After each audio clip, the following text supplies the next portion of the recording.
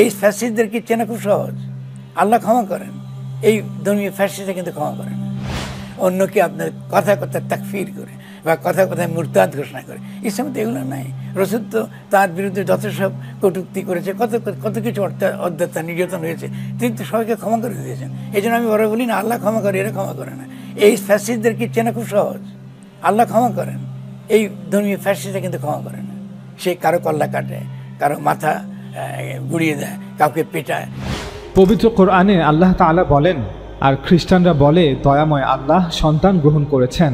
এমন কথা বলে তোমরা তো এক জঘন্য বিষয়ের অবতারণা করেছ, যাতে আসমানসমূহ বিদীর্ণ হয়ে যাওয়ার উপক্রম হয়েছে, পৃথিবী খণ্ড খণ্ড হওয়ার আর পর্বতমালা চূর্ণ বিচূর্ণ হয়ে পতিত হওয়ার উপক্রম হয়েছে, এজন্য যে তারা দয়াময়ের প্রতি সন্তান আরোপ করেছে, অথচ সন্তান গ্রহণ করা দয়াময় আল্লাহর জন্য শোভন নয়।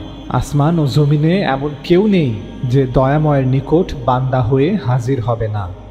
সূরা মারিয়াম আয়াত 90-93। দেখুন, আল্লাহ তাআলাকে খ্রিস্টানরা এত বড় গালি দেওয়ার পরও সর্বশক্তিমান আল্লাহ তাআলা তাদের জন্য তওবার দরজা কিয়ামত পর্যন্ত খোলা রেখেছেন। আল্লাহ তাআলা বলেন, তারা আল্লাহর সাথে অন্য কোনো ইলাহকে ডাকে, কিন্তু যারা তওবা করবে, ঈমান আনবে আর সৎ কাজ করবে, দয়াময় আল্লাহ তাদের অতীতের পাপগুলোকে পুণ্যে পরিবর্তিত করে দেবেন। আল্লাহু আকবার। আল্লাহ বড়ই ক্ষমাশীল, বড়ই দয়ালু। সূরা ফুরকান আয়াত 70। শিরক হচ্ছে আসমান ও জমিনের মধ্যে সবচেয়ে বড় গালি এবং সবচেয়ে বড় মিথ্যা।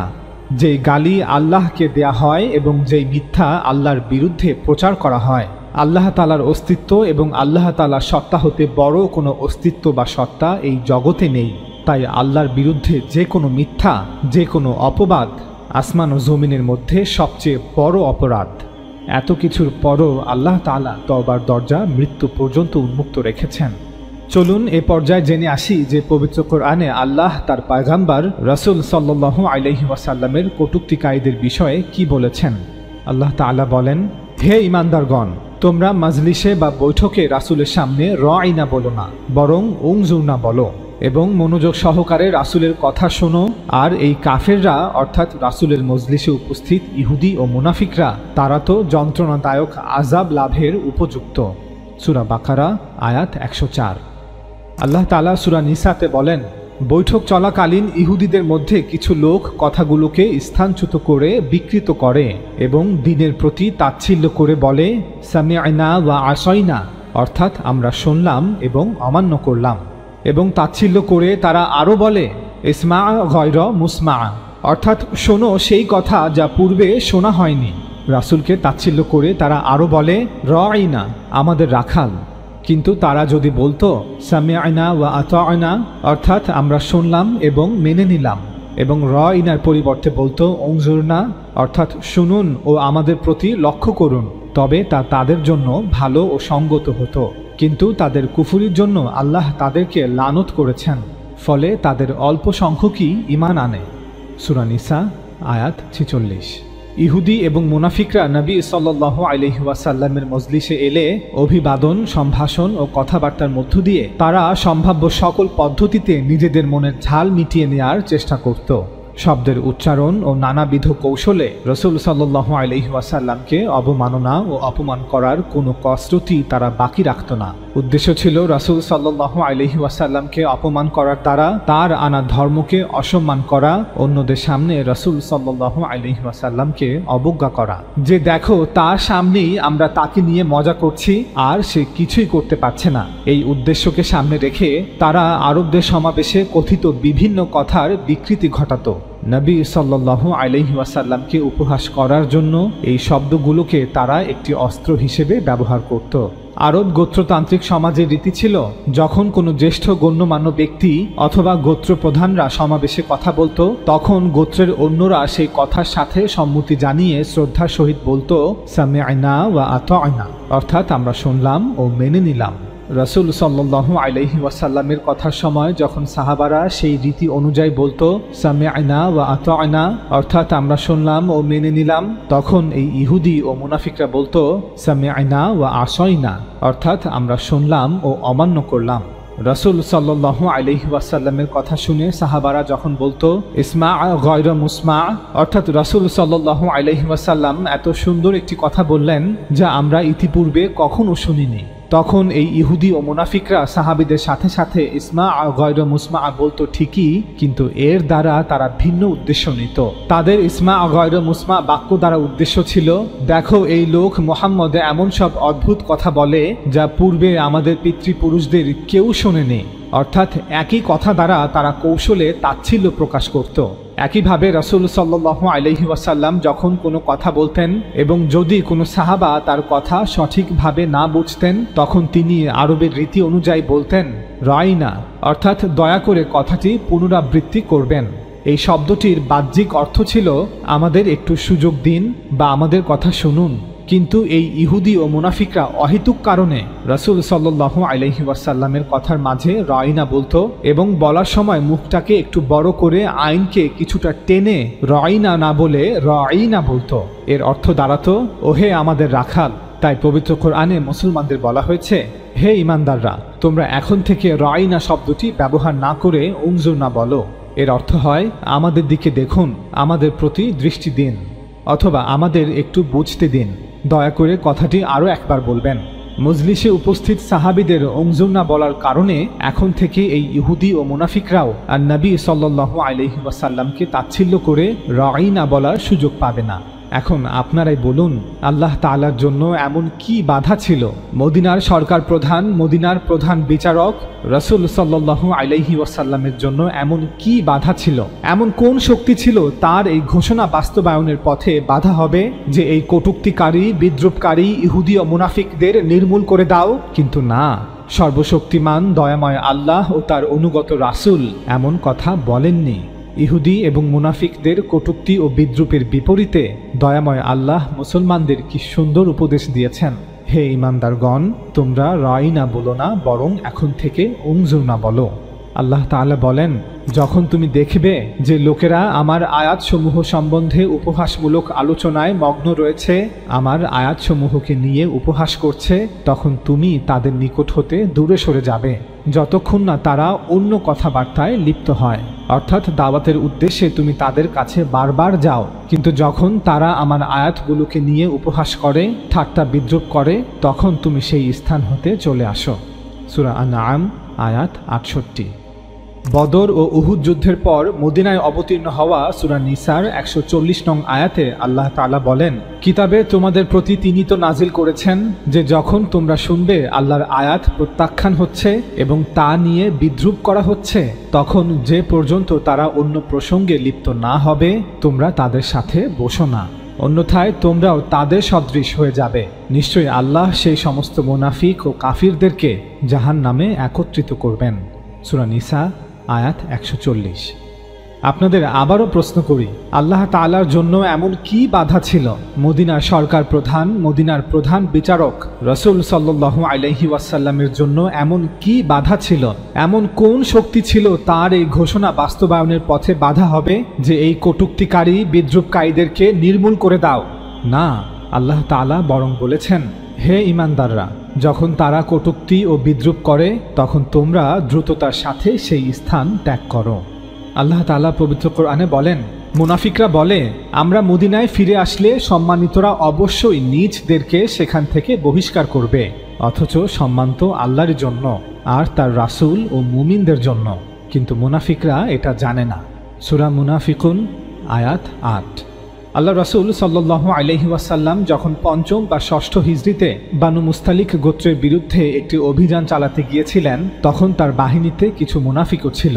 আমরা সবাই জানি এই যুদ্ধে মুসলিমরা বিজয় লাভ করে। ফিরতি পথে মুনাফিকদের নেতা আব্দুল্লাহ ইবনে উবাই মুনাফিকদের মাঝে এই কথাগুলো বলে যে মদিনায় ফিরে আসলে অবশ্যই আমরা সম্মানিতরা, অর্থাৎ সে ও তার অনুসারীরা নিজদেরকে, অর্থাৎ আল্লাহ রাসূল সাল্লাল্লাহু আলাইহি ওয়াসাল্লাম এবং বাকি মুহাজিরদেরকে মদিনা থেকে বের করে দেব। রাসূল সাল্লাল্লাহু আলাইহি ওয়াসাল্লামকে কটূক্তি করে নিজ বলায় স্পষ্টতই এই মন্তব্যের মধ্যে উচ্চমন্যতা, অহংকার, দাম্ভিকতা এবং ইসলাম বিদ্বেষ প্রকাশ পায়। আপনাদের এখন আবারও প্রশ্ন করি, আল্লাহ তাআলার জন্য এমন কি বাধা ছিল? মদিনার সরকার প্রধান, মদিনার একমাত্র বিচারক রাসূল সাল্লাল্লাহু আলাইহি ওয়াসাল্লামের জন্য এমন কি বাধা ছিল, এমন কোন শক্তি ছিল তার এই ঘোষণা বাস্তবায়নের পথে বাধা হবে যে এই কটূক্তিকারী বিদ্রূপকারীদেরকে নির্মূল করে দাও, যারা আমাকে নীচ বলে এবং আমাকে কটূক্তি করে। আল্লাহ তাআলা বরং বলেছেন, সম্মান তো আল্লাহরই জন্য এবং তার রাসূল ও মুমিনদের জন্য, কিন্তু মুনাফিকরা এটা জানে না। আল্লাহ তাআলা এই কটূক্তিকারী বিদ্রূপকারী মুনাফিকদের বিরুদ্ধে দুনিয়াবি কোনো শাস্তির কথা ঘোষণা করেননি। চলুন এবার দেখে আসি যে আল্লাহ রাসূল সাল্লাল্লাহু আলাইহি ওয়াসাল্লাম নিজে তার কটূক্তিকারীদের সাথে কিরূপ আচরণ করেছেন। আয়েশা রাদিয়াল্লাহু তাআলা আনহা বলেন, হাসান ইবনু সাবিত তো রাসূলুল্লাহ সাল্লাল্লাহু আলাইহি ওয়াসাল্লামের তরফ হতে কাফিরদের বিরুদ্ধে উত্তর দিতেন। তিনি বিদ্রূপ করে কবিতার মাধ্যমে সমুচিত জবাব দিতেন। সহিহ মুসলিম হাদিস নং 6285। বারা ইবনু আজিব রাদিয়াল্লাহু তাআলা আনহু হতে বর্ণিত, তিনি বলেন, আমি হাসান ইবনু সাবিতের উদ্দেশ্যে রাসূলুল্লাহ সাল্লাল্লাহু আলাইহি ওয়াসাল্লামকে বলতে শুনেছি, হে হাসান, তুমি কাফিরদের বিরুদ্ধে বিদ্রূপ কবিতা রচনা করো, কিংবা বলেছেন, তুমি কাফিরদের ব্যঙ্গ কবিতার জবাব দাও, জিবরিল আমিন তোমার সাথে আছেন। সহিহ মুসলিম হাদিস নং 6281। দেখুন, এই হাদিস অনুযায়ী আল্লাহ রাসূল সাল্লাল্লাহু আলাইহি ওয়াসাল্লাম সাহাবাদের এমনটা বলেননি যে যারা আমাকে কটূক্তি করে কবিতা রচনা করেছে তোমরা তাদের যেখানে পাবে সেখানেই হত্যা করবে।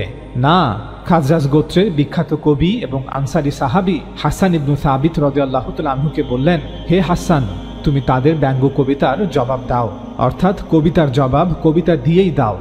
স্রোতের বিপরীতে গিয়ে ইসলামিক গবেষণামূলক কন্টেন্ট তৈরি করতে এবং প্রকৃত ইসলামকে সকল মানুষের সামনে তুলে ধরতে সময় এবং সম্পদ উভয়েরই প্রয়োজন। আমাদের বিলিভার বাংলা চ্যানেলকে সাপোর্ট করুন যাতে আমরা এই চ্যানেলের জন্য আরও বেশি কাজ করতে পারি। আমাদের সফলতার জন্য দোয়া করুন, আমাদের চ্যানেলকে সাবস্ক্রাইব করুন এবং ভিডিওগুলো অন্যের সাথে শেয়ার করে আমাদের সঙ্গেই থাকুন। জাবির ইবনু আব্দুল্লাহ রাদিয়াল্লাহু তাআলা আনহু হতে বর্ণিত, তিনি বলেন, নাজিদের যুদ্ধে আমরা রাসূল সাল্লাল্লাহু আলাইহি ওয়াসাল্লামের সঙ্গে যোগদান করেছি।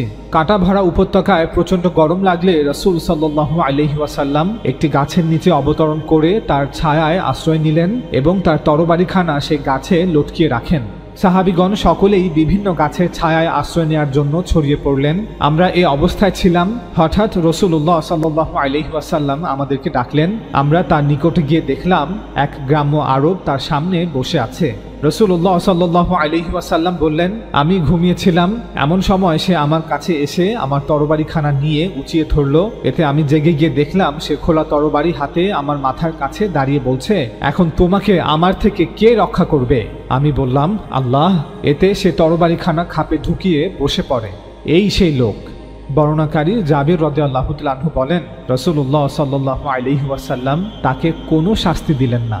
সহিহ বুখারী হাদিস নং 2910, 4135, 4139, সহিহ মুসলিম হাদিস নং 5844।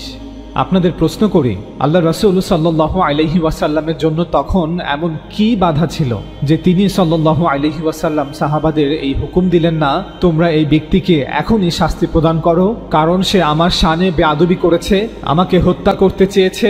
না, আল্লাহ রাসূল সাল্লাল্লাহু আলাইহি ওয়াসাল্লাম তাকে কোনো শাস্তি দেননি। আব্দুল্লাহ ইবনে উমর রাদিয়াল্লাহু তাআলা আনহু হতে বর্ণিত, তিনি বলেন, যখন মুনাফিক আব্দুল্লাহ ইবনে উবাই মারা গেল তখন তার ছেলে আব্দুল্লাহ ইবনে আব্দুল্লাহ রাসূলুল্লাহ সাল্লাল্লাহু আলাইহি ওয়াসাল্লামের কাছে আসলেন। তখন তিনি সাল্লাল্লাহু আলাইহি ওয়াসাল্লাম তার নিজের জামাটি তাকে দিয়ে দিলেন এবং এর দ্বারা তার পিতার কাফনের ব্যবস্থা করার জন্য নির্দেশ দিলেন।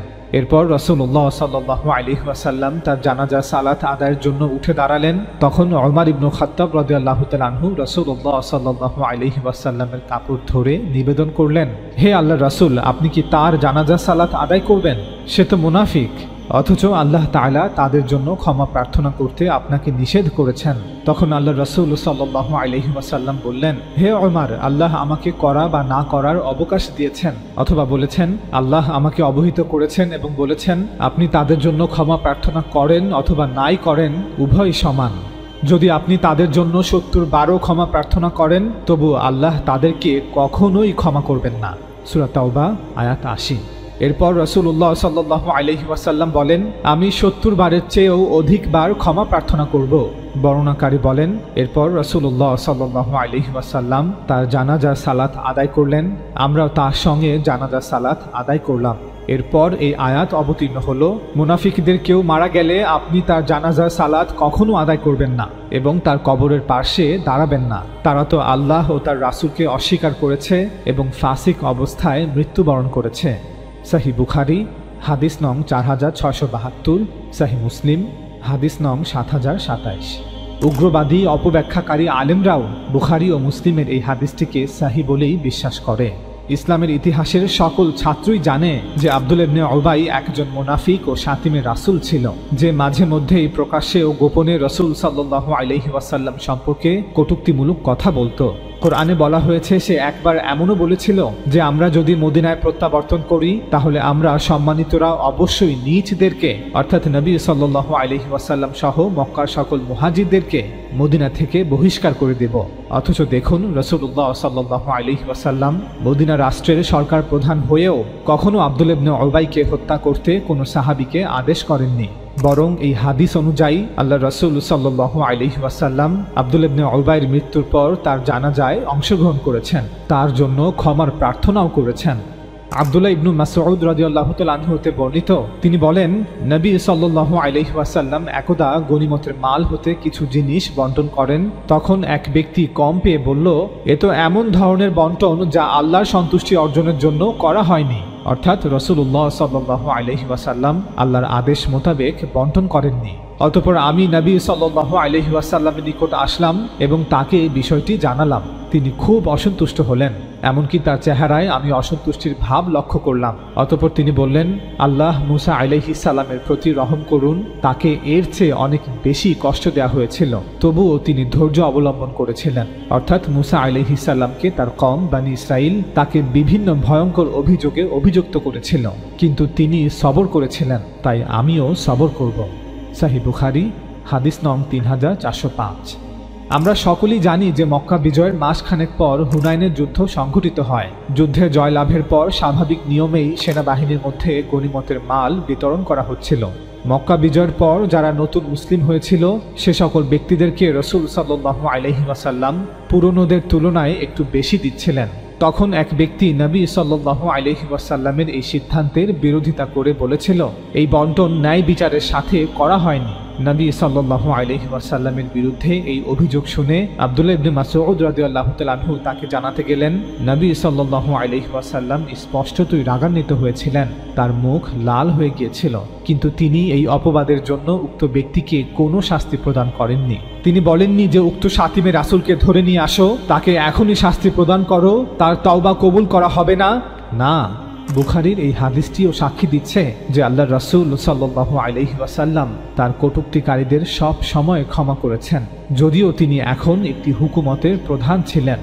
আয়েশা রাদিয়াল্লাহু তাআলা আনহা হতে বর্ণিত, একবার একদল ইহুদি নবী সাল্লাল্লাহু আলাইহি ওয়াসাল্লামের নিকট আসলো এবং সালাম দিতে গিয়ে ইচ্ছাকৃতভাবে আসসালামু আলাইকা এর পরিবর্তে বলল আসসালামু আলাইকা, অর্থাৎ আপনার উপর মৃত্যু আসুক। তারা ভেবেছিল হয়তো রাসূল সাল্লাল্লাহু আলাইহি ওয়াসাল্লাম বুঝতে পারবেন না যে আসসালামু এর পরিবর্তে তারা আসসামু বলেছে। রাসূলুল্লাহ সাল্লাল্লাহু আলাইহি ওয়াসাল্লাম জবাবে বললেন, ওয়া আলাইকুম, তোমাদের উপরও, অর্থাৎ তোমাদের উপরও মৃত্যু আসুক। সেখানে উপস্থিত আয়েশা রাদিয়াল্লাহু তাআলা আনহা রেগে গিয়ে বললেন, আসসালামু আলাইকুম ওয়া লাআনাকুমুল্লাহ ওয়া গাদিবা আলাইকুম, অর্থাৎ তোমরা ধ্বংস হও, আল্লাহ তোমাদের উপর লানত করুন আর তোমাদের উপর গজব অবতীর্ণ করুন।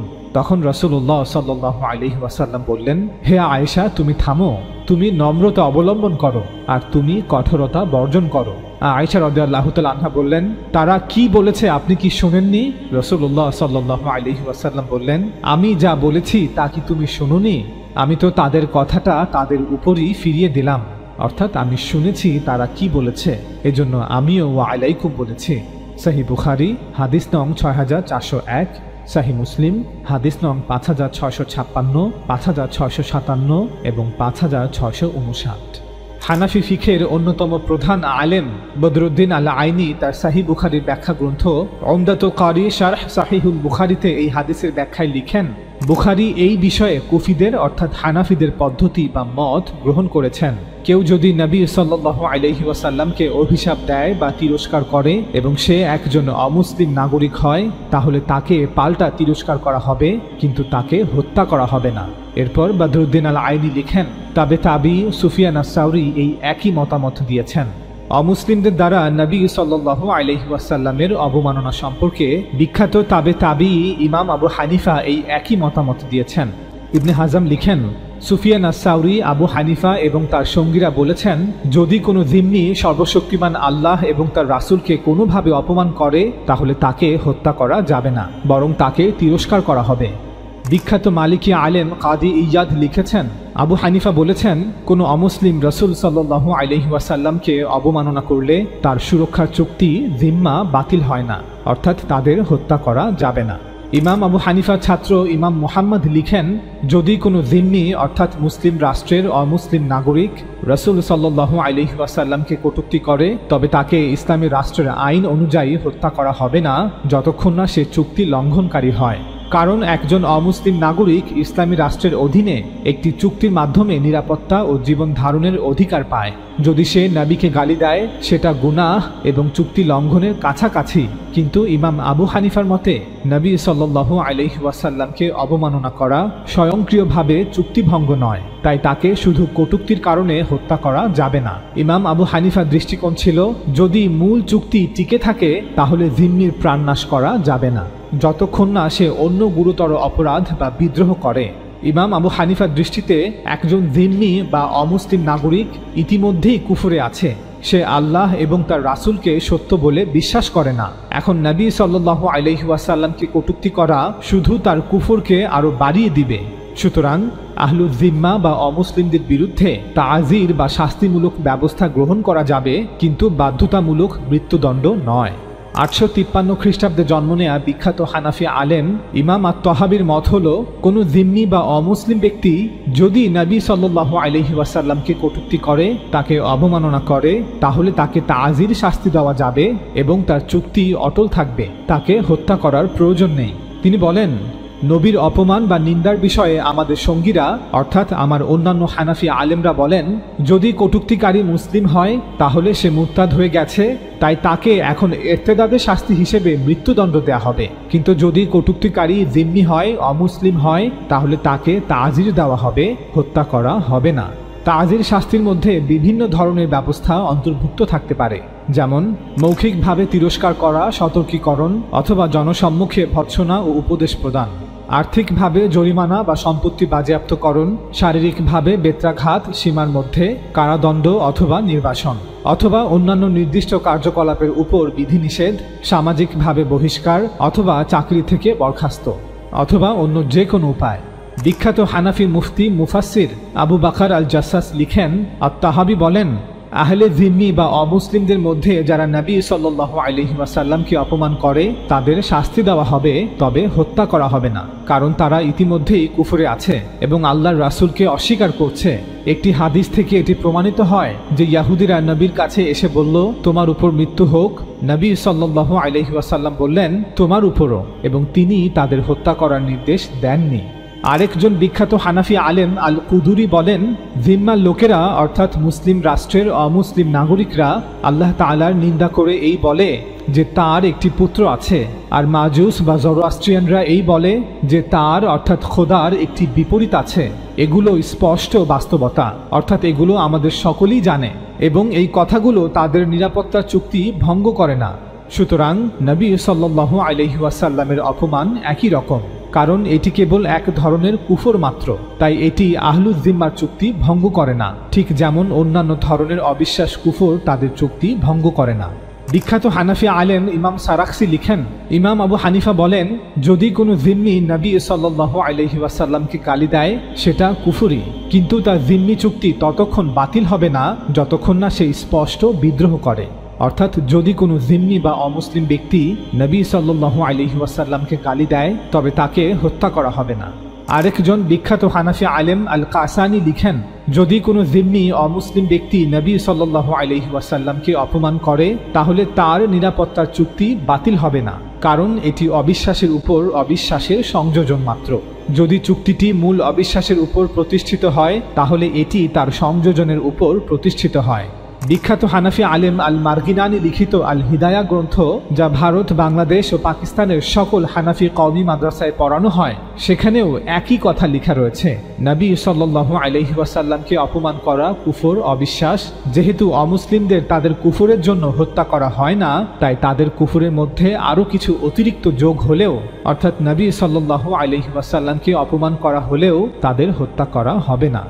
ভারত, পাকিস্তান ও বাংলাদেশের সকল হানাফি কওমি মাদ্রাসার অন্যতম প্রধান আলেম মুফতি তাকি উসমানী এই বিষয়টি স্বীকার করে বলেন, हनफी मसलक में गुस्ताखी की सजा कत्ल नहीं है, बल्कि कोई भी हाकिम अपने जवाबदीद के मुताबिक जो सजा तजवीज करे वो कर सकता है, समझे ना।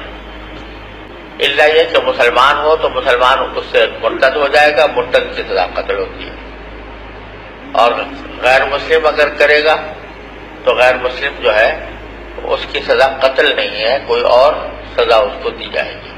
हनफिया का मतलब ये। পাকিস্তানে সুন্নি বেরেলভি জামাতের অন্যতম প্রধান শীর্ষস্থানীয় হানাফি আলেম ডক্টর তাহিরুল কাদিরিও স্বীকার করেন যে ইমাম আবু হানিফা এবং হানাফি ফিকহ অনুযায়ী রাসূল সাল্লাল্লাহু আলাইহি ওয়াসাল্লামের কটূক্তিকারী যদি অমুসলিম হয় তবে তাকে মৃত্যুদণ্ড দেয়া হবে না। ये मौक़िफ़ मालिकिया का और हनाबिला का है, और शवाफ़ी भी उनके साथ हैं। अहनाफ का मौक़िफ़ ये नहीं है। अहनाफ में इस मौजू पर इख्तिलाफ पाया जाता है, आगे चल के बताऊंगा मैं आपको। हमारे हनफी फ़ुक़हा और आइम्मा, इमाम आज़म और हमारे आइम्मा हनफी फ़िक़्ह के, वो गुस्ताखी रसूल से या जो मुर्तद हो जाए उसको गुस्ताख रसूल को मुर्तद के ज़ुमरे में डालते हैं, उसमें काफिर को, ज़िम्मी को, यहूदी ईसाई को मुस्तस्ना करार देते हैं कि उसकी सज़ा कत्ल नहीं होगी, ताज़ीर होगी। ये बातें मैं आगे बताऊंगा चल के। मैं जानते हुए इस मौक़िफ़ को, मगर इसमें मुताख़िरीन ने दूसरा कौल भी लिया है। मुतक़द्दिमीन आइम्मा अहनाफ का अक्सरियती कौल वो है जो मैंने बता दिया। मुताख़िरीन अहनाफ ने दूसरा भी लिया है कि बिला इस्तिस्ना कत्ल होगा, कि गुस्ताख रसूल की तौबा भी कबूल नहीं होगी। अब मुझे यह भी इल्म था कि इस पर भी इख्तिलाफ है। ये मौक़िफ़ मालिकिया का है, हनाबिला का है, और शवाफ़े में से आधा आइम्मा का मौक़िफ़ ये, इमाम शाफ़ी का एक कौल ये है, और मालिकी और हनाबिला का है। जबकि अहनाफ का, इमाम आज़म का और साहिबैन का और अहनाफ का कौल है कि अगर गुस्ताख रसूल भी है तो उसे तौबा का मौका दिया जाए, तौबा कर ले तो सज़ा माफ़ है, तौबा कबूल होगी। यह अहनाफ का मौक़िफ़। अब मुताख़िरीन अहनाफ फिर बहुत से आए हैं अदम कबूल तौबा की तरफ, यानी इमाम मालिक के और हनाबिला के मौक़िफ़ की तरफ आए हैं। तो मुताख़िरीन अहनाफ के अक़वाल भी कुतुब फ़िक़्ह में मौजूद हैं। तो मालिकिया, हनाबिला, शवाफ़े तीनों मज़ाहिब में इस्तिस्ना नहीं है, मर्द हो या औरत सब के लिए सज़ा कत्ल है। इमाम आज़म ने और अहनाफ ने फिर औरत को मुस्तस्ना किया है। अगर औरत मुर्तकिब होगी, मुर्तद्दा हो जाएगी तो उसकी सज़ा कत्ल नहीं है। ला तुक़्तलुल मरअतुल मुर्तद्दा, औरत मुर्तद हो जाएगी अगर, चूँकि इमाम आज़म और फ़ुक़हा अहनाफ गुस्ताखी रसूल को इर्तिदाद में लेते हैं। ये मैं आगे समझाता हूँ आपको बहस क्या है। और बाकी जो मज़ाहिब हैं वो सज़ाए कत्ल को, गुस्ताखी की सज़ा को रिद्दा में नहीं लेते, वो सज़ाए कत्ल को हद में लेते हैं। अहनाफ कहते हैं कि ये रिद्दा है, इर्तिदाद है, तो इर्तिदादन कत्ल किया जाएगा, जैसे कि मुर्तद की सज़ा कत्ल है। मगर जब मुर्तद बना लिया तो मुर्तद के लिए शर्त है कि पहले उसे तौबा पेश की जाए, कुछ दिन दिए जाएं। अगर तौबा का मौका दे, तौबा कर ले तो छोड़ दिया जाएगा, माफ़ कर दिया जाएगा, न करे तो फिर कत्ल किया जाएगा। अगर इर्तिदाद में ले लें मुर्तद तो उसके लिए तौबा का मौका फराम करना लाजिम हो जाता है। इमाम मालिक, अहमद बिन हम्बल और शवाफ़े, उनका मौक़िफ़ है कि सज़ा रिद्दतन नहीं होगी, इर्तिदादन नहीं होगी, बल्कि हद्दन होगी। सब्बे रसूल और गुस्ताखी रसूल की हद है। तो अगर वो तौबा भी कर ले, भला तौबा भी कर ले, तो तौबा करने से भी उसके गुनाह की हद माफ नहीं होती, तो सजाए कत्ल फिर भी जारी होगी। और तीसरी बात जो मैंने अगली अर्ज की, तो ये इस्तिस्ना था कि औरत भी कत्ल होगी, जबकि अहनाफ की अक्सरियत, जमहूर अहनाफ का ये है कि अगर औरत मुर्तकिब हो तो कत्ल नहीं की जाएगी, औरत मुर्तद हो तो कत्ल नहीं होगी, ताज़ीर और सजाए कैद होगी। ডক্টর তাহিরুল কাদেরী স্পষ্ট ভাষায় বললেন যে ইমাম আবু হানিফা এবং পূর্বেকার হানাফি আলেমদের মতে রাসূল সাল্লাল্লাহু আলাইহি ওয়াসাল্লামের কটূক্তিকারী যদি অমুসলিম হয় তবে তাকে মৃত্যুদণ্ড দেয়া হবে না, তার জন্য শাস্তি হলো তাজির। আর যদি সে তওবা করে নেয় যে এই অপরাধ আর কখনো করবে না, তবে তার তওবাও কবুল করা হবে, অর্থাৎ তাকে তাজিরের শাস্তিও দেয়া হবে না। তবে এই শাস্তি প্রয়োগের অধিকার ব্যক্তিগতভাবে কারও নেই, বরং এটি রাষ্ট্র বিচারকের দায়িত্ব। হানাফি আলেম ইমাম আল কাশানি লিখেন, হাদ ও তাজিরের শাস্তি কার্যকর করা শাসক ও বিচারকের দায়িত্ব, সাধারণ মানুষের জন্য নিজ উদ্যোগে এগুলো কার্যকর করা বৈধ নয়। হানাফি আলেম ইমাম আল মারগিনানি লিখেন, হাদ কার্যকর করা ইমাম ও তার প্রতিনিধির দায়িত্ব, কারণ এটি দ্বীনের শৃঙ্খলা রক্ষা করার বিষয় আর এটি শাসকের দায়িত্বের মধ্যে অন্তর্ভুক্ত। হানাফি আলেম ইবনে হুমাম লিখেন, শাসকের অনুমতি ব্যতীত সাধারণ জনগণের পক্ষে হাদ কার্যকর করা জায়েজ নয়। হানাফি আলেম ইমাম আল সারাক্সি লিখেন, হাদ কার্যকর করা কোনো ব্যক্তির কাজ নয়, বরং তা রাষ্ট্রপ্রধান ও তার নিযুক্ত প্রতিনিধির কাজ। লক্ষ্য করুন, হানাফি আলেমরা পরোক্ষভাবে স্বীকার করে নিচ্ছেন যে কোরআন ও হাদিসে আল্লাহ রাসূল সাল্লাল্লাহু আলাইহি ওয়াসাল্লামের কটূক্তিকারীদের জন্য কোনো শাস্তি উল্লেখ করা হয়নি। তবে যেহেতু একজন মুসলিম ব্যক্তি নবী সাল্লাল্লাহু আলাইহি ওয়াসাল্লামকে কটূক্তি করলে মুরতাদ হয়ে যাবে, তাই তাকে এখন ইরতেদাদের শাস্তি হিসেবে মৃত্যুদণ্ড দেয়া যাবে। আর যেহেতু কোনো অমুসলিম ব্যক্তি ইরতেদাদের শাস্তির আওতায় পড়বে না, অর্থাৎ কোনো অমুসলিম ব্যক্তির পক্ষে মুরতাদ হওয়া সম্ভব না, তাই তাকে শাস্তি হিসেবে এখন মৃত্যুদণ্ড দেয়া যাবে না।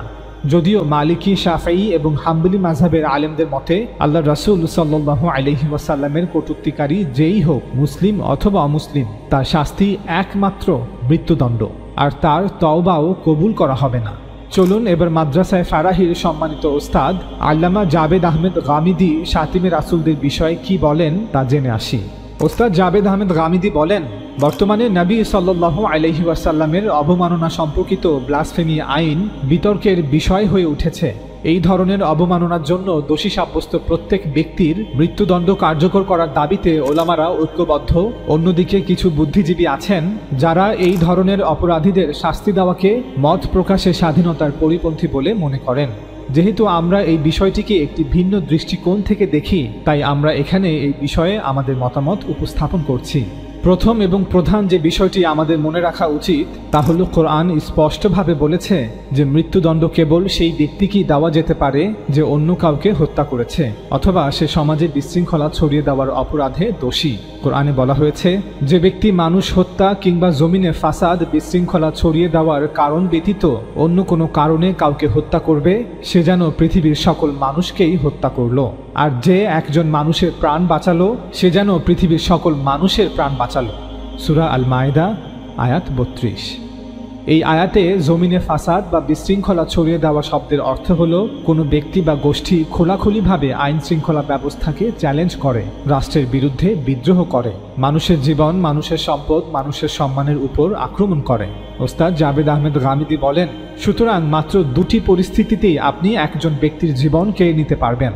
একটি হলো যখন সে কাউকে হত্যা করেছে এবং কিসাস বা প্রতিশোধ হিসেবে এখন তাকে হত্যা করা হচ্ছে, এবং দ্বিতীয় হলো যখন সে ফাসাদ সৃষ্টি করার জন্য চেষ্টা চালাচ্ছে, অর্থাৎ সে মানুষের জীবন, মানুষের সম্পদ এবং মানুষের মর্যাদার উপর হুমকি হয়ে উঠেছে।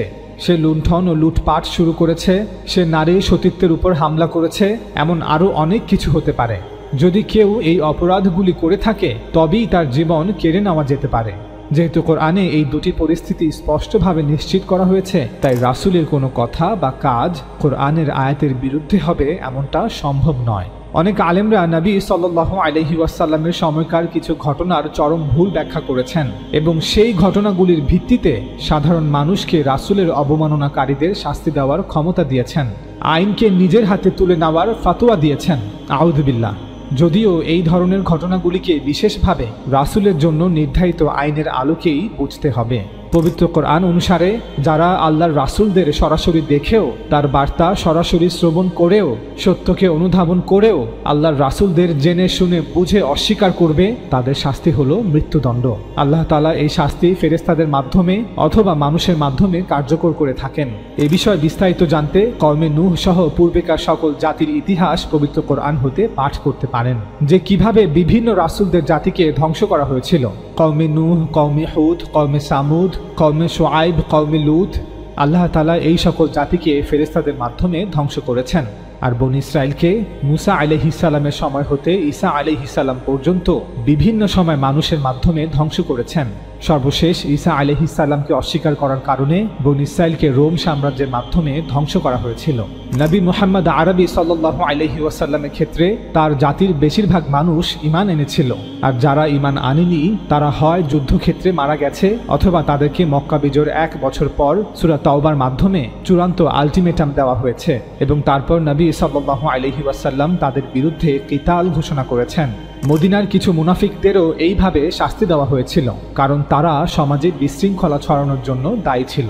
মুসলিম হুকুমতের অধীনে থাকা সত্ত্বেও তারা ইসলামিক রাষ্ট্রের বিরুদ্ধে ষড়যন্ত্র করেছিল। আমরা পরবর্তীতে এই বিষয়ে বিস্তারিত আলোচনা করব। সূরা মায়েদার 32 নং আয়াতে দুটি শর্ত দেওয়ার পর 33 নং আয়াতে বলা হয়েছে, যারা আল্লাহ ও তার রাসূলের বিরুদ্ধে যুদ্ধ করে এবং যারা ফাসাদ ফিল আরদ অর্থাৎ জমিনে অরাজকতা সৃষ্টি করে তাদের শাস্তি হলো তাদেরকে দৃষ্টান্তমূলকভাবে হত্যা করা হবে অথবা তাদেরকে শুলিতে চড়ানো হবে অথবা তাদের হাত পা বিপরীত দিক থেকে কেটে ফেলা হবে অথবা তাদেরকে দেশ থেকে বহিষ্কার করা হবে। দুনিয়ায় তাদের জন্য এই অপমান ও লাঞ্ছনা নির্ধারিত রয়েছে, আর আখিরাতে তাদের জন্য রয়েছে এর চাইতেও বড় শাস্তি। তবে তারা ব্যতীত যারা তওবা করে অপরাধ হতে ফিরে আসে তোমরা তাদের উপর নিয়ন্ত্রণ লাভের পূর্বে সেক্ষেত্রে জেনে রাখো যে আল্লাহ ক্ষমাশীল পরম দয়ালু, অর্থাৎ আল্লাহও তাদের ক্ষমা করবেন। সূরা মায়েদা আয়াত 33। ওস্তাদ জাবেদ আহমেদ গামিদি বলেন, আমাদের বিবেচনায় আল্লাহ রাসূল সাল্লাল্লাহু আলাইহি ওয়াসাল্লামের মতো সম্মানিত ব্যক্তিদের অপমান করা একটি ইসলামী রাষ্ট্রে বিশৃঙ্খলা সৃষ্টির শামিল। মনে রাখবেন যে স্বাভাবিক কারণেই একটি ইসলামী রাষ্ট্রের অধিকাংশ জনগণ ইসলাম ধর্মের অনুসারী হবে। তাই মুসলমানদের মধ্যে অবস্থান করে মুসলমানদের ধর্মীয় অনুভূতিতে আঘাত দিয়ে সমাজে বিশৃঙ্খলা সৃষ্টি ফাসাদ ফিল আরদের অপরাধের শামিল, এবং তাই একটি ইসলামী রাষ্ট্রের উচিত এই ধরনের অপরাধীদের সাথে উপরোক্ত কোরআনের আয়াত অনুসারে আচরণ করা। সূরা মায়েদার 33 নং আয়াতে বর্ণিত 4টি শাস্তির যে কোনো একটি কার্যকর করা। এই ক্ষেত্রে নবী রাসূলদের মধ্যে কোনো বৈষম্য করা উচিত নয়। সকল নবী রাসূলরাই বরাবর সম্মানপ্রাপ্ত। মুসলমানদের জন্য বিশেষ করে নবী সাল্লাল্লাহু আলাইহি ওয়াসাল্লামের উচ্চ মর্যাদা গভীর শ্রদ্ধার দাবি রাখে। কোরআন অনুসারে মুসলমানদের উপর নবী সাল্লাল্লাহু আলাইহি ওয়াসাল্লামের অধিকার একে অপরের উপর তাদের অধিকারের চেয়েও বেশি। রাসূল সাল্লাল্লাহু আলাইহি ওয়াসাল্লামের সাথে মুসলমানদের সম্পর্ক রক্তের সম্পর্কের চেয়েও বেশি সম্মান এবং বিবেচনার অধিকারী। কোরআন জোর দিয়ে বলে যে রাসূল সাল্লাল্লাহু আলাইহি ওয়াসাল্লামকে সম্মান করা এবং তার রিসালাত ও দাওয়াতের মিশনে যতটা সম্ভব তাকে সহায়তা করা মুসলমানদের উপর অপরিহার্য।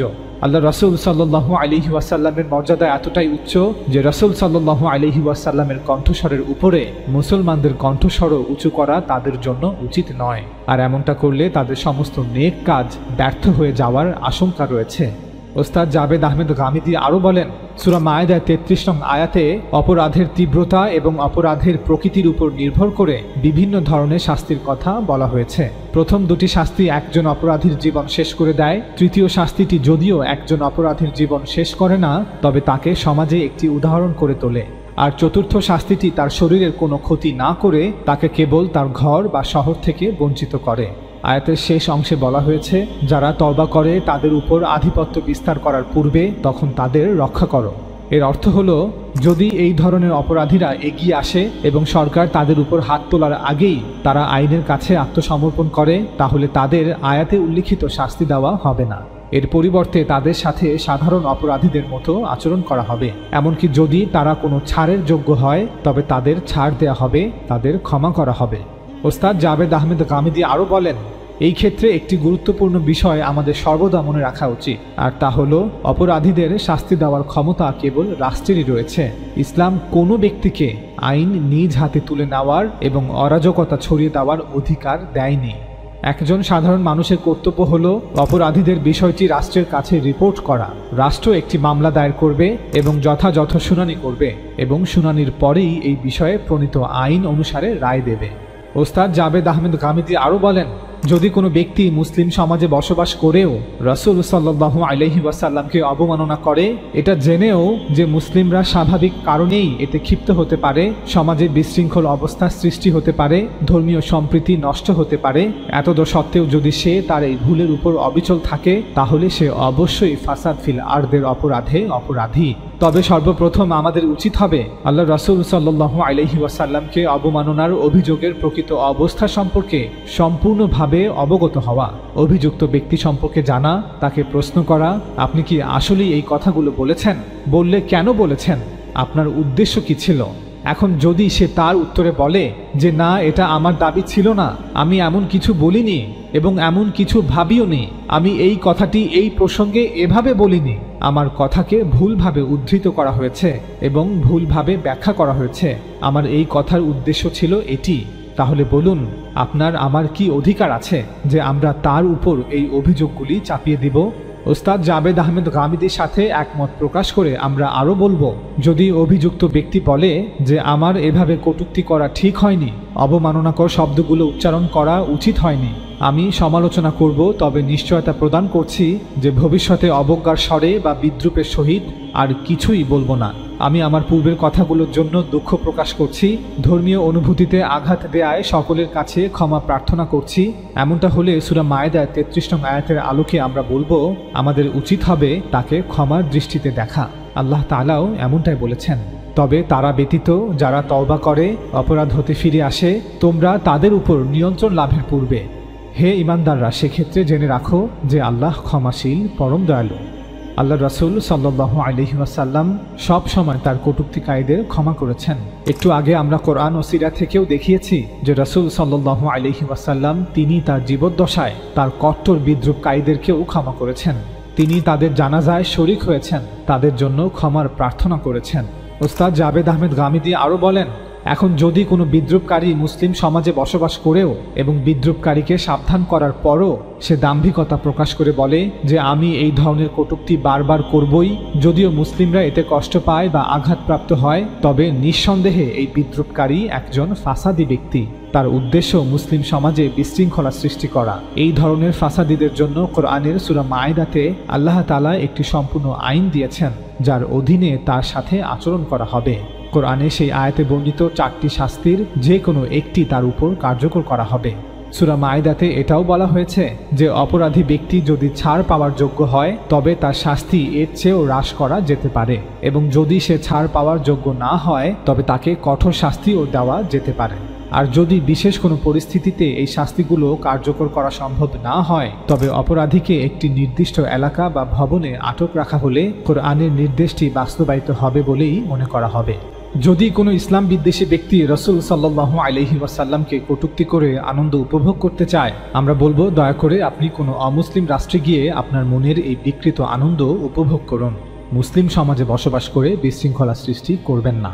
একইভাবে আমরা বলবো কোনো মুসলমানের জন্য এটা উচিত নয় যে সে কোনো হিন্দু সমাজে বসবাস করবে আবার তাদের ধর্মের দেবী দেবতা সম্মানিত ব্যক্তিদের কটূক্তি করবে।